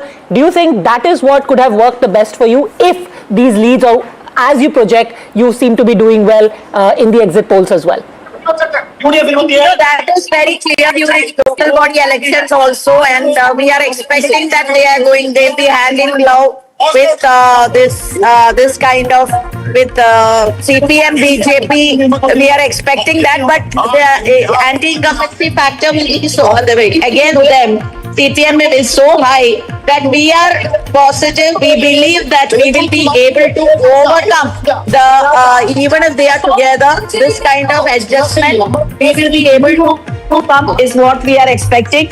So as far as BJP is concerned, they are not concerned about LDF coming to power again, but they want their dream of Congress Mukt Bharat. So that is why they are encouraging CPM. But at the end of it, we are very sure that all that people of Kerala realizes and it's we will overcome that bonding. Javi, just stay with me for a second. Vijay is leading from Perambur in early trends that are coming in right now. So that's the latest. You can see it flashing on your screen. We'll go to Perambur in just a moment. Javi, one quick question to you. It seems that the only heartening news for the Congress, we don't know what's happening just yet, is coming from Kerala. There's not very much good news for the party anywhere else, and even in Kerala some of the polls are saying that it's neck and neck. This is the election that the Congress must win at all costs, and even there people are saying it might be a tight fight. Not much good news for the Congress. Steve, the beginning will be from this down south Kerala for the 2029. So we are positive about Kerala that Congress and UDF is definitely going to win. We are keeping the fingers crossed definitely. But still we are hoping that we are positive that it's going to be Congress victory, UDF victory, which will be the beginning, a kickstart for 2029 to set the mood for the country. Jayamrug has an update from Keralam. Yeah. Interesting. Out of the 9 leads, 7 are for the UDF. The BJP, Sobha Surendran has taken a lead in Palakkad, and the CPM, Dharmadam is the only lead as of now. All the rest 7 leads are for the UDF. So this is only the tip of the iceberg. Now we are only counting the postal ballot. But even postal ballot, we are sure it's positive. Now it's only a matter of time to get the picture clear. And we are sharing our happiness. We are sharing our expectation that we will come with flying colors. Flying colors is what numbers, JB? Namaskaram. Would you expect, because some polls are suggesting 70-71, much like the 2011 kind of verdict, which was the last time the UDF won. Do you believe that the margin is going to be very close, or do you believe that there's going to be a comfortable margin for the UDF? We have our sources, our feedback, our statistics, everything is that we'll have a comfortable majority for Congress and UDF. So we will wait. Anyway, now that it is on, let us see how it's going to be. But we are sure that it's going to be a very positive for Congress. It will not be neck to neck. It will be positive and comfortable. I'm expecting around 85 for UDF. Speaking of celebrations, we are getting to know that at the BJP headquarters in Delhi, you've got not just jalebis but also Bengali sweets that have been brought in. So we are not the only ones who are doing our chai stop here. Even at the BJP office, some mishti has been brought in. But it's always wisest and smartest to wait till 11-12 for the trends to settle before you open up any of the Sandesh boxes. Veer Sangvi joins us this morning. Veer, welcome, good morning, and thank you for being here. Your sense of what's at stake this morning for the states which are election bound and also for India's national politics? Well, Assam, I think there's a lot at stake, but I think the verdict is decided. In Tamil Nadu, the whole Vijay factor is the interesting one. We could be seeing a structural change. In Kerala, if the Congress loses, it's in deep trouble. I don't think it'll lose so far. Why are you so despondent about the Congress this morning? It's just early in the morning and I'm sleepy. I'm not despondent. And in West Bengal, if the BJP wins, it's an enormous breakthrough, very significant for Indian politics. Yeah. Just a very brief bit of update. One news from Tiruchirappalli East, Vijay. Is trailing.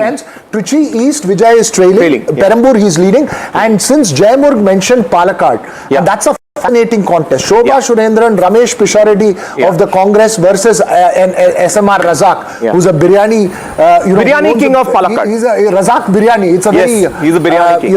It's a fantastic contest there in Palakkad as well. Absolutely. So the BJP currently of the 9 leads in Kerala, the UDF has taken leads in 7. The LDF is leading in Dharmadam. For the BJP, Palakkad would be a maiden entry. Last time E. Sridharan, the Metro man, actually lost Palakkad on the BJP ticket. If Sobha Surendran takes a lead, it's a Palakkad is one seat where the BJP has consistently come second, but has not been able to get past the Past the threshold. Rubicon ever. There's a Absolutely. sense, because this time, Rahul Mamkutatil had to be replaced by Ramesh Pishareddy by the Congress after the sexual assault allegations. This is shuffling. Veera, I have a small question on Palakkad for you. They said that the BJP actually worked out a secret arrangement with the LDF to have the Biryani King a Muslim candidate. Is it really true? Look, the allegation is that to cut the minority vote, but let's not forget that Shobha Surendran was moved out. It's not her seat. She was brought in there because wherever she's contested, she's always boosted the vote share. Absolutely. Now, so Palakkad, they want to go first past. Kerala for just a moment, because we want to go to Chennai as well, where in Perambur, on the outskirts of Chennai, Vijay is leading and Vasudha is live with us from Chennai. Vasudha, very, very early moments just yet, and as we saw reflected here in the newsroom as well, I think the trauma and what happened in 2024 in Haryana is making everyone hold their breath for at least a few hours before, getting emotional one way or the other about any numbers. But what's happening right now? Early trends, Vijay has taken the lead in Perambur, as expected.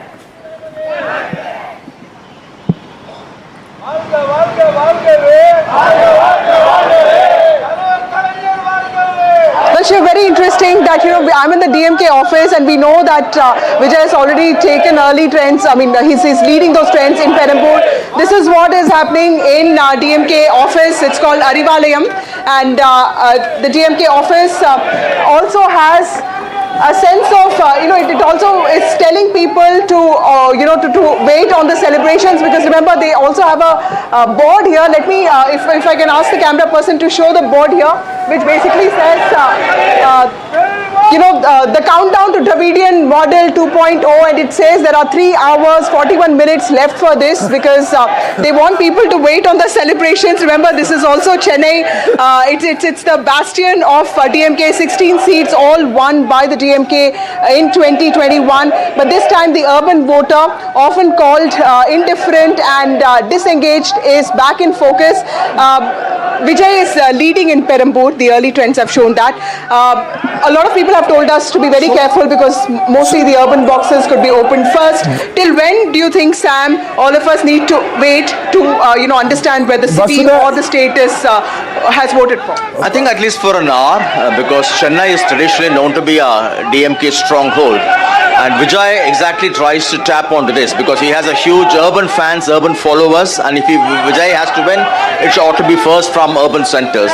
So compared to his other seat, Trichy, his prospect and his party's prospects are in Chennai, capital Chennai, and he is specifically targeting the heart of DMK because he has fielded all his party heavyweights, including Bussiana and the other Varjuna, all to contest from Chennai. It will be interesting, a fascinating battle. Maybe an hour. It's not just Vijay. Idea who's actually leading or trending. The DMK office in a few minutes. MK Stalin's also leading, so there can be a little cheer at the DMK office at the moment. And in terms of the seats that are coming, reporting at least at the moment, seems like the DMK has it. And obviously all this is subject to change. But it's interesting that they have put the timeline for noon, because going by that countdown, they are saying that the DMK model is going to come into force at around noon. That is what the DMK say. I want to quickly bring in Brijesh Kalappa of the Congress as well. Congress's Brijesh Kalappa here with us. Mr. Kalappa, what hopes from today for big states, Assam, Tamil Nadu, Kerala and West Bengal? First, tell us your assessment of West Bengal. Where do you think the Congress stands there? The Congress party has, in West Bengal, over the years, not been performing so well. And we hope that this time our performance will be far better. But certainly as far as Tamil Nadu is concerned, we are with the DMK. And Puducherry is concerned, there are some hopes there. And as far as Kerala is concerned, definitely I think, because I was also in Kerala for a bit and for about a month or so. And therefore I feel that in Kerala we'll definitely be able to form a government with the UDF. And as far as Assam is concerned, certainly our performance is going to be much better. Much better than the last time.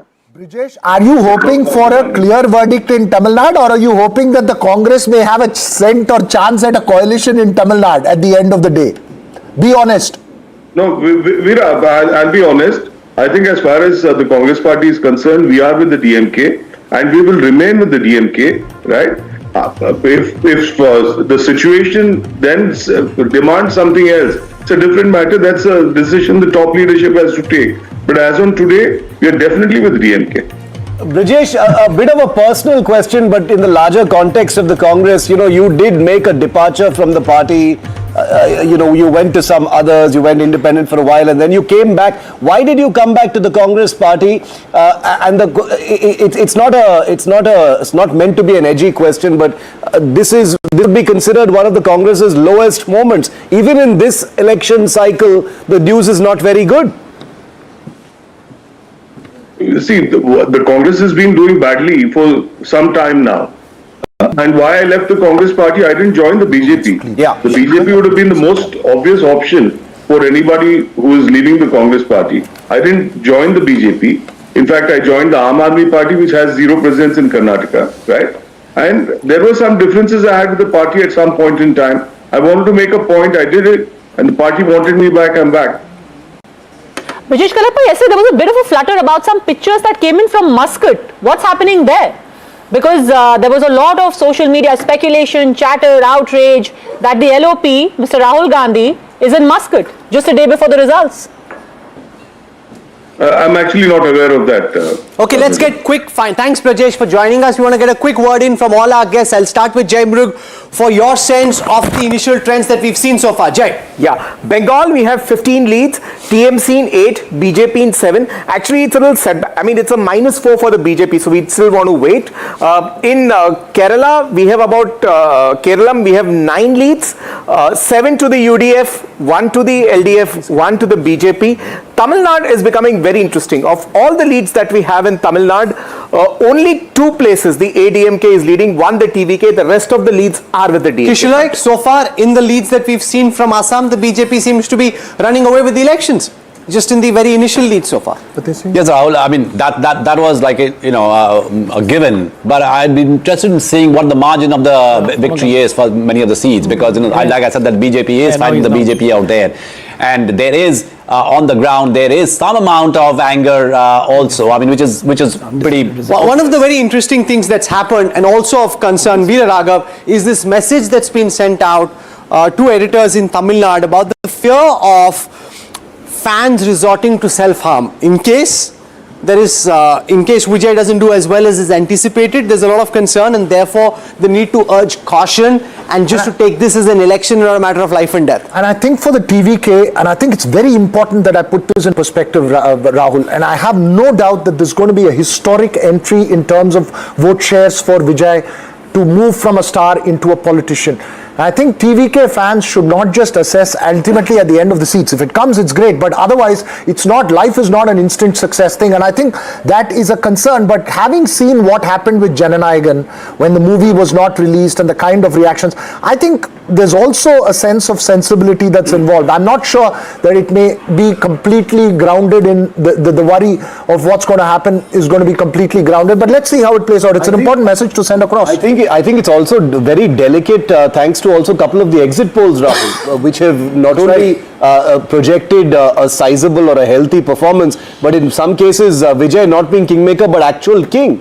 They're even talking about him being a preferable chief minister to MK Stalin in some of those metrics. So that's the reason why I think the fan mood as well has been. Shankar Iyer has been regaling us with a lot of Vijay dialogues. He's come all fully prepped, telling us also that he's seen all the pirated films as well, apart from everything else, Shankar. He's been quoting movies from the 1950s till Vijay. I thought you were like an economist and public policy wonk. I mean, there's all these Vijay dialogues flowing from your bat, Shankar. So there is a dialogue for the Vijay fans also, just in case he loses, in which he says that Totadan Valiterium Valichadan Very Varum, which is basically only when you lose that you feel the pain, and when you feel the pain you will gather the strength or the rage or the havas. He's got a dialogue for everything, but this is Panditri Veer at another level. Yeah, that's Tamil politics. Huh? They are the most articulate politicians in the country in Tamil, usually because they have script writers. That's interesting. So, Brian Lakshman, your game now, boss. You can't have Shankar Iyer, who's partly in Canada, partly in Pune, running away. The Chennai boy has to do better. Yeah, absolutely. I think he is poised to do really, really well. And like I think Veera said, he's looking at the future. Dialogue or not for us? I have one, which is, again, please, I have to paraphrase. He says in one of his movies, I think it's Jilla, he says, instead of having faith in the small blade, have faith in yourself. With the kind of emotion that Shankar... சின்ன பிளேட்ல உங்களோட belief இருந்தா நம்பிக்கை இருந்தா அதுக்கு மேல் உங்களோட உள்ளத்தில் நம்பிக்கை இருக்கணும் நீங்க ஜெயிப்பீங்க. That means you will win when you have more faith in yourself than you do in a small blade. Small blade could be the power of cinema, but it could also be the power of democracy. So this is for Vijay. But most important is that Vijay is less about dialogues, more about hook, dance steps and moves. And no, I'm not going to dance step. He's been practicing his dance steps. Make no mistake about that. That only if the results warrant it or not, I don't know. But you see, the one thing is that one thing Rajinikanth started in. You see, Rajinikanth used to toss his cigarettes. You remember? In Shivaji in 2006, Rajini did this. He had. Come on, yeah. So Vijay does this in Teri. In his movie Teri, he plays the role of an IPS officer. That wasn't good enough. I want to see whether you proved it or you actually got it. Last disaster. Our viewers must know that next to Veera, there is a packet. It's like a little tuck shop he has got going right in this corner because he knows it's going to be a long day. And he's fueled up already, and he's got offering me snacks right through this morning. And he's got like a little reserve right there. No, here, try what I did. Try it the way I did. I don't want to choke on TV. Everybody does. Kerala for Veera. I don't want to choke on TV. Veer is going to do the same. Veer, you're going to try this as well? Try it, Veer. Breath mints. That's about all. It's simple. You just have to hold it. It's 50-50 with Veera. He's getting there. He's getting there. I'm not even trying. There's a serious point to make as well, because the reason why all of these dialogues have been going so viral, thank you Veera, I'm not going to drive because I might choke, because Vijay has not given any interviews. You know, he's made a few appearances, he cut down the number of planned appearances after the Karur tragedy as well.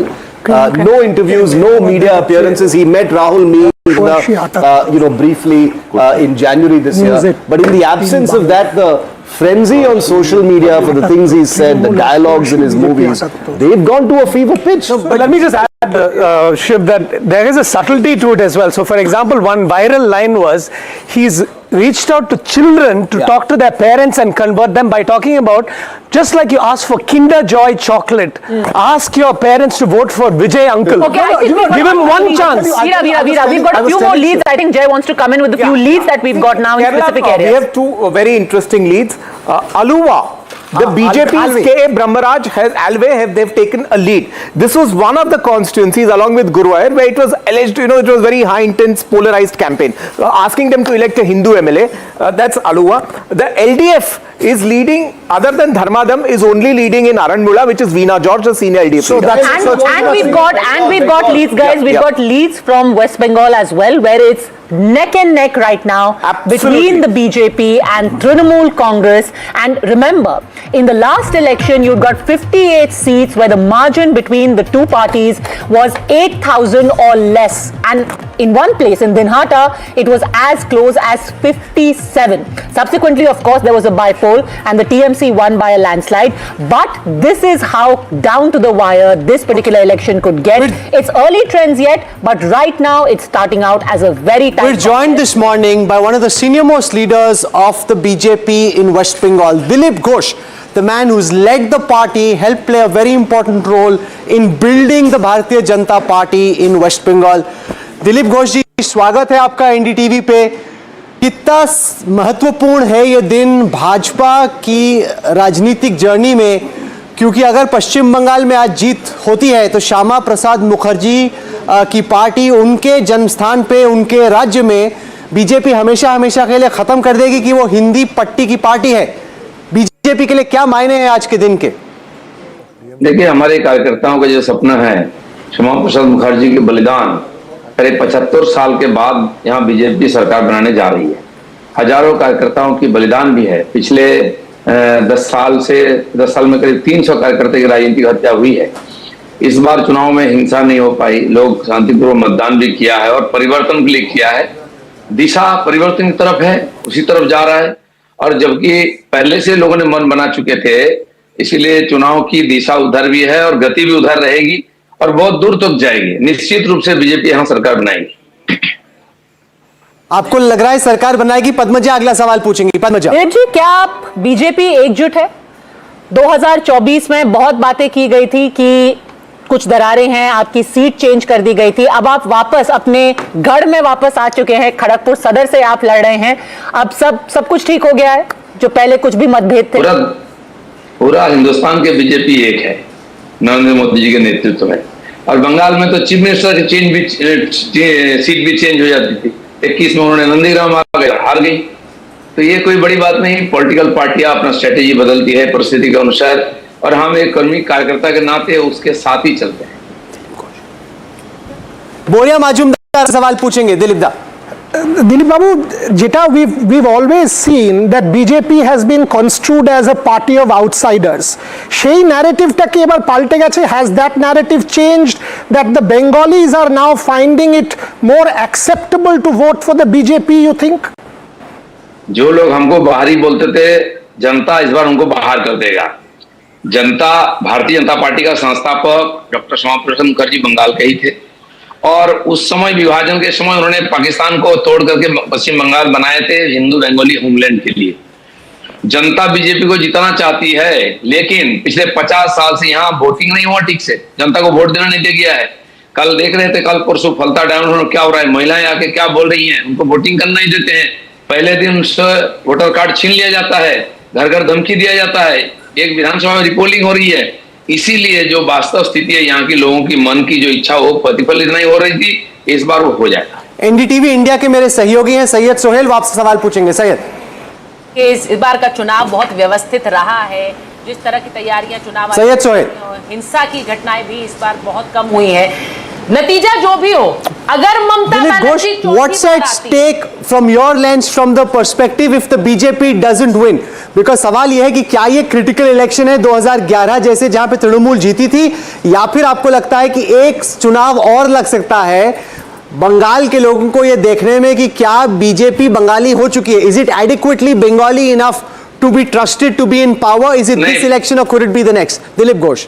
देखिए, 2019 में हमको 18 Lok Sabha seat मिली थी, 2021 में हमको 77 seat मिली, और सारे विरोधियों को सफाई करके हम विरोधी के नाते आए और लोगों ने हमको जगह दिया था देखने के लिए।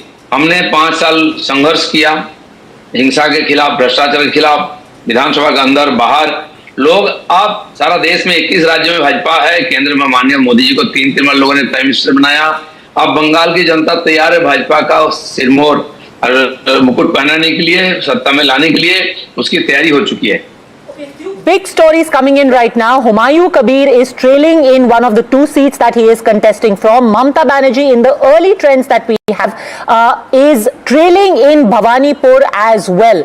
And the big, all right, Jay wants to Jinto Joy has a question for Dilip Ghosh. Jinto da. Dilip da, can you hear me? Yes, he can. Please go on. হ্যাঁ, বড়িয়া বড়িয়া, বলুন, ভালো শুনছি, আপনার অনেক করে শুনছি। বলছি যে আপনি ক্যাবিনেটে আসবেন তো যদি বিজেপি পাওয়ারে আসে? भाई, पार्टी हमको कहाँ कहाँ भेजा, हम कभी ना नहीं बोला। पार्लियामेंट में भेज दिया, असेंबली में भेज दिया, वर्धमान में भेज दिया। आप पार्टी का कार्यकर्ता हूँ, पार्टी जो बोलेगा बोलेगा। लेकिन इस बार तो शुभेंदु के नॉमिनेशन में आप गए और फोटो अपॉर्चुनिटी हुआ आलिंगन का, तो अभी तो मुझे लगता है ट्रूस हो गया है आपके साथ। नहीं, उन्होंने भी मेरे नॉमिनेशन में आए थे। पार्टी का ही निर्णय रहता है, हम उसको मान के चलते हैं। Kanchan Gupta has a question for you. Kanchan da. I'll just 1 second. Kanchan da. Dilip Babu, do you think it will be a very close finish, or will the margin be very clear as to? He's had to run away. Somebody called him and frantically took him away. Trying to get a guest in the middle of live counting is a little difficult. But just let me also add over here, the Bengali channels are reporting in a different manner. What are they reporting? And it's still a very close fight, but they are giving advantage to the BJP as of now. And a few very interesting seats that are coming in. Humayun Kabir is trailing in Nauda. Udayan Guha is trailing in Dinhata. Mausam Noor of the Congress is trailing in Maltipur. And the BJP, some of the big guns right now, Shubhendu Adhikari is leading in Bhawanipur. And the left is nowhere. Because this is important. Adi Rajaram, the AIADMK's challenger to Udayanidhi Stalin at Chepauk Tiruvallurkani, at the moment, is leading. Yeah. All right. So that's a seat that will also be closely watched. Veera, the logical question there is, did the TVK eat into DMK's urban vote? Too early to say, but we'll have to wait and see. Look, 3-9-22 is how it's solidifying, but then, the seats, the Chennai city seats, for instance, Shekhar Babu is leading. DMK Shekhar Babu is leading in the Harbour constituency. Chepauk Tiruvallurkani, Adi Rajaram, who's a former minister, a strong ADMK guy. Look, there are multiple battles they are playing. There is DMK versus ADMK battle. There is DMK, TVK, ADMK, where the TVK candidate is a former ADMK candidate. Like, for instance, JCD Prabhakar in Thousand Lights is a former ADMK minister. Absolutely. And Valarmati is the ADMK candidate. So, there are fascinating battles that are playing. Absolutely. I think But the ultimately... TVK is off to a slow start this morning, Veera. TVK is off to a very slow start. As I would, in terms of seats, I want to see the vote shares before you predict this, and also that spoiler data that you have, Rahul. And I think at the end of the day, there are going to be very, very interesting results to look at, even if the larger seat numbers. Okay, Kanchanda, I have an update on Dilip Ghosh. Dilip Ghosh is back with us here to take a quick call, so I'll give Kanchanda the opportunity. No, I just wanted to know, what's his assessment? Will it be a close finish, or will the margin be very clear as to who's the victor and who's the loser in this election?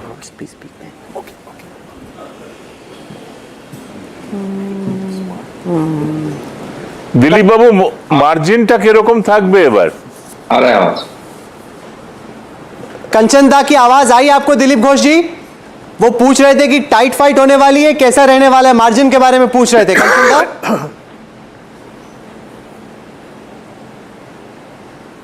I don't think you can hear us. Okay, he can't hear us for the moment. So, yeah, Padmaja. Just to put things in perspective, as far as West Bengal is concerned, there are a few areas where the BJP will really have to try and break in, where they drew a complete blank, not just in 2021, but also they did not manage to make any leads in 2024, which includes a large part of Kolkata, barring 2 seats in Kolkata North, where they managed to get some leads in 2024. In addition to that, you have the area of Jhargram. They got 0 out of 4 seats there. Howrah got 0 out of 16. Purba Bardhaman got 0 out of 16. The news though is that in the leads, you've got at least 2 leads the BJP has got in Jhargram, 3 leads that they have got in Howrah, where, like I said earlier, not only did they get a 0 in 2024 in terms of assembly segments, but also in 2021. So these are initial trends yet, at least a few inroads. Quick updates. Yeah, see, Bengal, the net tally right now is 31 on 56. I think 2 important seats geographically to look at are Navadip and Panchkura. These are the presidency and the greater Kolkata areas where the BJP has taken lead. I think that is where a little story is coming from. So if you load the map of Bengal, you'll see those leads there. Yeah. What's very clear is that the BJP cannot win West Bengal till it wins in the presidency area. I'll give you a sense of what's happening in and around the areas of Kolkata. Out of the 108 seats of the presidency, we now have leads for 17, the Trinamool leading in 10 but down 4 from the last time, the BJP leading in 7, up 4 from the last time. This is what Kanchanda, the BJP wants to do. They want to chip away at the Trinamool in presidency, only then do they have a chance of winning. Rahul, I was doing my own maths over last night. Between Howrah and Kolkata, you have about 27 seats. And in the previous election, 9 seats, because of the demography, it's tough for the BJP to win. 4, the BJP lost by a very narrow margin. It's in the remaining 14 seats that the BJP blundered with a wrong set of candidates, mostly imports from Trinamool Congress. Now, they are absent this time. And my own assessment would be that in Howrah, Kolkata and the adjoining areas, the BJP is going to do pretty well this time, and the numbers which you keep on talking about, they will come from this zone Let's of also the look at presidency North area. Kolkata, Jalpaiguri, where the BJP has done well in the past. At the moment, we've got leads for 12 out of the 27 seats. In that, the Trinamool, this is versus 2021. The Trinamool at this moment is at 5, up 3 leads from the last time. The BJP at 6, down 4. This is in Jalpaiguri. From there, let's now head to Malda. In the 49 seats of Malda, we have trends currently for 11. The BJP leading on 5, the Trinamool on 5, a dead heat in Malda. Trinamool down 3 seats from the last time. Let's now go to the Midnipur area. 20 leads out of 56. Here the Bharatiya Janata Party currently leading on 18, up a massive 10 from the last time. The Trinamool leading at 2, down 10. At this moment, Jai Mrug, this is where the Trinamool seems to be suffering the most. Jai. Yeah, so while the Trinamool has put a fight back in North Bengal, I think Mednipur and Presidency have the story. Mednipur, the BJP is plus 11. In Presidency, if you go, the BJP is a plus 7. So net in areas where it was never strong, the BJP is a plus 18. So in Midnipur, this is Shubhendu Adhikari's family bastion. You've got his brother also contesting here from Egra.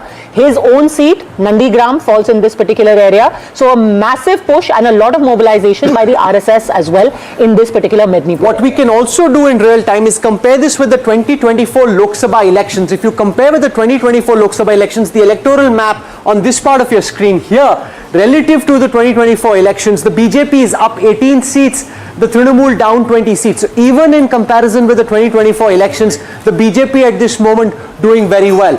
What we can also do at this moment is give you a quick sense of what's happening in Malda. I'll give you a sense of what's happening in Malda. We've got leads for 11 out of 49.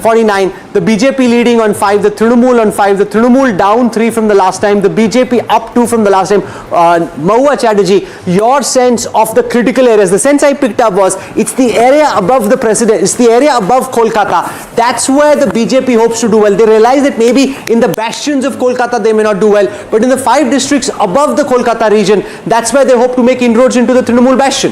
Mahua.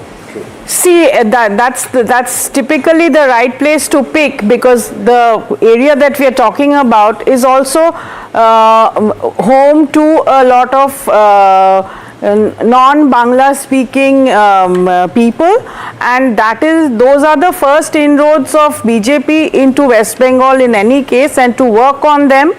And BJP this time, interestingly, started working soon after the 2024 elections in West Bengal. We're joined at this time on NDTV by senior Trinamool leader Saugata Roy. He's joining us. Saugata, welcome. The initial leads from West Bengal seem to suggest the BJP in the lead, the Trinamool trailing in a close contest. What is it that you're picking up from all your karyakartas on the ground across the state of West Bengal? How confident is the Trinamool that Didi could win a 4th time? Saugata.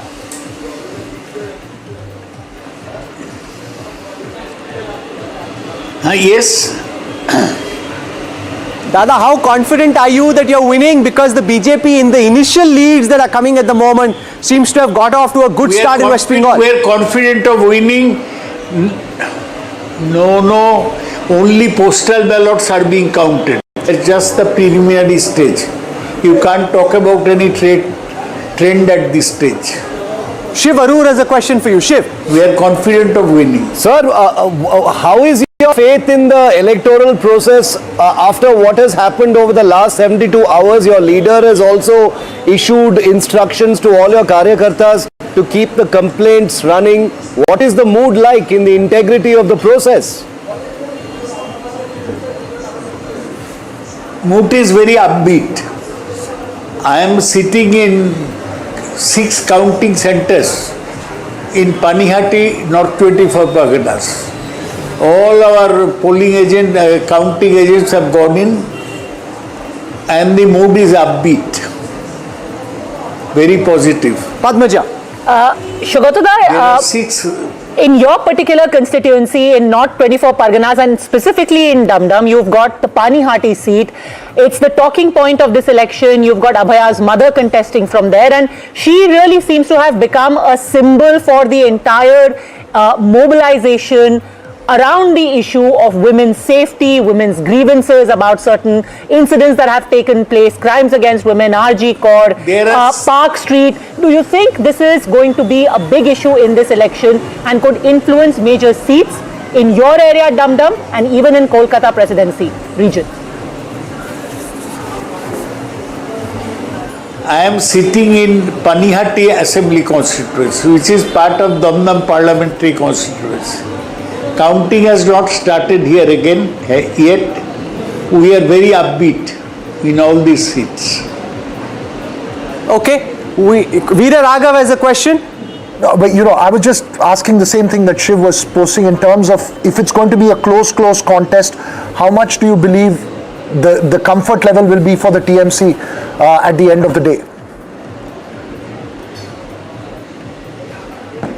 Now, at this stage, it is too early to predict, but we are comfortable mentally. We hope that we'll run a big lead once counting actually starts. Okay, Shubhadorai, we'll leave it there. We hope to have you back later in the afternoon once the trends settle. Is he looking, Boria, anxious? Is he looking relieved? Or what's your sense of the body language of the player? See, he didn't give much away. He didn't give much away, which is expected, because these are still, you keep referring food. In Bengal, we have our steps. This is still shak diye prothom step. The appetizer is shak and bhat. The next aloo posto hasn't come, the fish hasn't come, the doi hasn't come. So there's still a lot to go. Let's for a moment pivot to the different regions of Tamil Nadu. I'm looking at Chennai. We've got 13 out of 37 leads at the moment. The DMK at 8, they're down 5 from the last time. But the TVK is off to a very slow start. Shankar Iyer, for whatever it is worth, the way the TVK T20 team has got started this morning, very different from the projections about them. Shankar. Well, looks like the Delhi Capitals or the other teams that have been doing badly this time. So I think that if we look at the trends, it seems like there will be a record. DMK seems to be leading. But for me, the interesting part would be, Rahul, if TVK overtakes ADMK. That would establish a new structure in Tamil Nadu. Also in Western Tamil Nadu, Veera, 15 out of 57 leads. The AIDMK is down 10, just as far as leads are concerned, down 10 from the last time. The DMK seems to be making inroads there. That's right. 43 of the 57 seats in Western Tamil Nadu was won by the AIDMK plus in 2021. All right. Now, it was anticipated, and I saw some candidates. Sendil Balaji is leading in Coimbatore South. Dr. Tarun, who's on the Veerapandi constituency, is leading in Veerapandi, which is next to Salem. I think the DMK's biggest experiment this time was to push for gains in the West, because they knew they were going to face losses in the north. Now, I think the bigger picture will come when you press North Tamil Nadu there, Rahul, because this is the area of influence of the VCK as well. Here you see the AIDMK gaining and the DMK going down. I don't know if ultimately the picture is going to be that wherever a party was strong, TVK is destroying that party and allowing the, in a bipolar contest, giving the edge to the second Dravidian player. Jaimruk. Yeah, just to add to what Veera was saying, it was expected that the TVK, with its appeal among the scheduled castes and the urban areas, would impact the DMK-VCK alliance most in North and Baniyar belt. That seems to be happening. And when you're there, do you have any data on Gobichettipalayam, which is Sengotian's constituency? Because that's another bellwether seat, according to me. Yeah. If let's say Sengotian is doing well, because you see, he's a former AIDMK leader, 8-time MLA. Yeah. The two leaves emotion is extremely deep in those areas. Yeah. Is he going to break the two leaves vote, or is he going to take it away from him? So while Jaimruk finds that, let's go across to Kalaniti. Veeraswamy is Lok Sabha DMK MP. TVK, a lot was said about in the exit polls in the first few power play overs of this T20 contest. Dr. Veeraswamy, the TVK seems to be off to a quite slow start. It's the DMK which is looking well ensconced and on the way. Yeah, no, this was expected. See, everybody was saying that TVK is a party which is going to be, like some exit polls even said that they were going to be forming the government. But the early trends, this is too early to even surmise, but by going by what the trends are showing, it shows that the DMK is the primary party over here and ADMK is the second party over here, and TVK will be trailing. And I'm sure by the end of the day, I think Veera. We are confident that Kalanidhi, as you're making that point, very brief question. I know I concede that it's extremely early, but I saw Adi Rajaram in Chepauk Tiruvallikani leading at the moment. it could definitely change at the end of the day.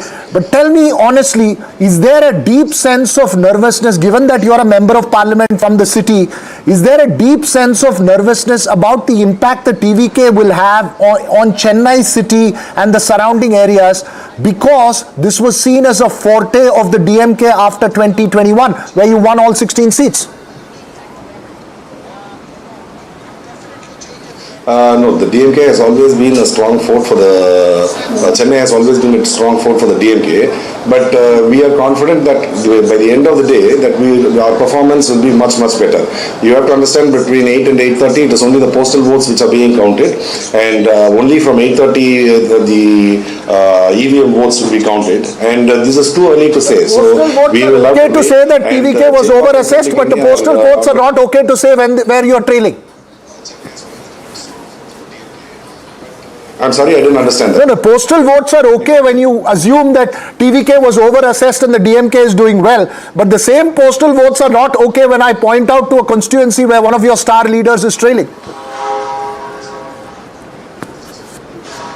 No, that is what I'm saying. See, postal votes are not the ones which are going to be deciding. We are only talking about postal votes will have significance only when it's a close tie, where both the parties are getting the same equal amount of votes. Okay. And like I said, this is too early. And in Chepauk and Tirulikini, we are very confident that we'll be winning with a very huge margin. Now, Dr. Veeraswamy, the celebrations have already begun over an hour ago at the Arivalayam. Are you confident that things are going to solidify in the way that you're seeing them play out? The anxieties of the exit polls have sort of receded marginally, even though these are early trends? And see, the exit polls are something which I never believe in, because if you look at exit polls, and if it's a scientific way in which it's being done, there should be consistency in all the exit polls. But if you see the exit polls, we have seen like one exit poll saying that DMK will form the government, the another exit poll saying ADMK will form the government, another one saying TVK. I'm wondering why there was no exit poll done where NTK is going to be winning. So the exit polls are, I think, a big farce where they're see, you have that if it is a scientific way it is being done, there should be uniformity in what they are saying. But when you have such disparaging results, the results can be only one, and that the election commission is going to be announcing it by the end of the day. And the celebrations are, the party cadres are always going to be enthusiastic whenever they see early trends, and they're going to be celebrating. But if you look at our Honorable Chief Minister, he is a person who looks at life differently, his party leadership differently, as a Chief Ministership differently. Whenever he comes as a party leader, he says that this is not a place of power. This is a place of responsibility where you have to be responsible for the people and work, and it is Dr. Veeraswamy, you're absolutely right. One should take exit polls with a pinch of salt, although it does give us a lot to talk about. And yet, you had many of your allies who suddenly had a lot of praise for Vijay after the exit polls. We had some leaders of the Congress, we had Vaiko said, we always told you that Vijay is going to be a game changer.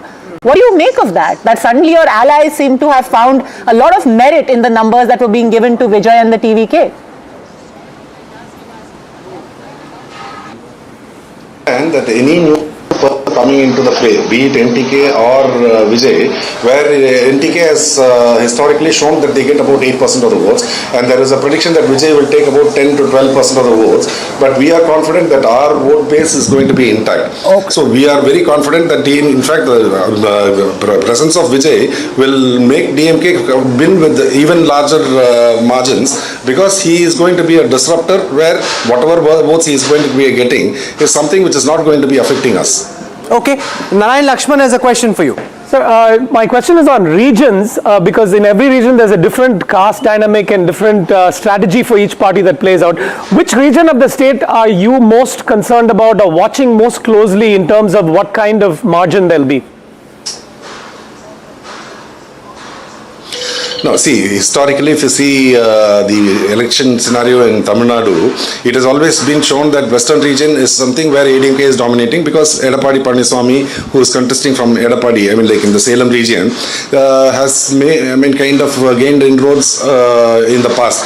But this we are confident that with the various schemes and the work which is being done by our Honorable Chief Minister in the last 5 years, which has benefited so many of the women, students, and the whole community at large, where even the economy of the state has grown, that the Western Tamil Nadu, where they are one of the economic pillars for Tamil Nadu, that they will see that and they will be changing their pattern of voting this time, and we will gain huge inroads in Western Tamil Nadu as well. And overall, we are confident that we will be forming as the single largest party, and our alliance probably will be getting about 180 One seats. last question from Veera. That you're making. You're saying we will be the single largest party, our alliance will be getting a majority. I don't know if that is a sort of a foresight to what's going to come, but just since you were speaking about Western region, I'm just pointing out that a short while ago Sendil Balaji was leading, now Amman Arjuna is leading in the Coimbatore South constituency. I think there's a battle that's going on. Very briefly, sir, 46 for the DMK plus 25 for the AIADMK plus and 19 for the TVK is the number that's on our board right now as you're speaking. Doesn't this number, even if the DMK is well ahead, mean a lot of worry for you? No, we don't have to worry at all. I mean, like, see, the thing is, you have to understand DMK is a party where even after its inception for about 9 years, we never contested elections. We wanted to come into elections only so that we can bring out our schemes can be brought out. Whatever we had as our aims and objectives of our party are to be implemented. It can be formed only by electoral politics. That is the reason why we have come to the electoral politics. We have not come here for forming the government and enjoying the benefits or reaping the benefits of just coming to power. We want to serve the people, and so we are coming into elections. And if the people's verdict gives us the largest majority, we will be continuing the same good work which has been going on for the last 5 years. Dr. Kalanidhi Veeraswamy, for joining us. Thank you very much. If you've just tuned in this morning on Battleground 2026, let's give you a sense of where things stand. I'll start from West Bengal. That's where the biggest, most pitched battle is taking place. And ladies and gentlemen, at this moment, the BJP has 72 leads, up 23 from the last election. The Trinamool is at 58, down 26 from the last elections. It's a tight fight, but a tight fight where the BJP has the decisive edge in the initial trends that have come so far. If we take a look at the retained ratio, this is where you'll get a sense of how many of the seats are currently being trailed. Basically 38 being retained by the Trinamool just at this moment from the seats that they'd won in the last elections. Let's take a look at the region-wise breakup of West Bengal. In the 20 seats of Jalpaiguri in North Bengal, for which we have leads, the Trinamool leading on 10, up 7, the BJP at 8, down 9. So in North Bengal, the BJP taking a bit of a hit, the Trinamool gaining here. Let's move now down south, deep south to presidency. Out of the 37 leads that we have at the moment, out of the 108 seats over there, the Trinamool at 22, the BJP at 15, up 5 from the last time. From there, let's now go to Midnipur. In the 33 leads that we have from Midnipur, the BJP at 25, up 12, the Trinamool at 8, down 12. This is where the BJP is gaining the most and the Trinamool seems to be losing ground. From there, let's now move to Malda. In the 29 leads that we have for Malda, 14 leads for the BJP, up 6, the Trinamool trailing on 7 here at 14, down from the last time. Finally, let's look at Bardwan. In the 16 leads that we have for Bardwan, 9 for the BJP, up 6, the Trinamool down 6 from the last elections. Interesting there that in Jaimrug, in Bardwan and in Malda, there are some significant losses for the Trinamool and gains for the BJP in the initial leads that we have at the moment. Yeah, now what has happened is the Trinamool has tried to balance it off with leads in the north, which were originally a BJP stronghold. So the contest has got closer. Now we are looking at 72 for the BJP and 60 for the Trinamool. But I still think Medinipur and Malda is the real story for the BJP. These were areas it did not do well at all last time. These are big gains. And if you see the Malda, you've got one seat there for the Congress, which may turn out to be the explanation for why BJP makes gains in that region, because there are many seats, Rahul, where you have SIR deletions, which are either more or very close to the victory margin last time around between the TMC and the BJP. BJP was at second place. Congress comes in and cuts into TMC's votes, and the BJP gets a lead along with the SIR deletions factor also weighing in. There's something interesting happening. The left is not ahead anywhere. Sure. And that means there was this great assessment by quote-unquote experts that the left vote is going to drift back to the left, which had drifted away, and mostly to the BJP. So that doesn't seem to be happening. But look till at now. this on your screen now, the new wins and leads. These are seats where a particular party is leading for the first time in its electoral history. At this moment in West Bengal, there are 45 seats which the BJP is leading on for the first time. Seats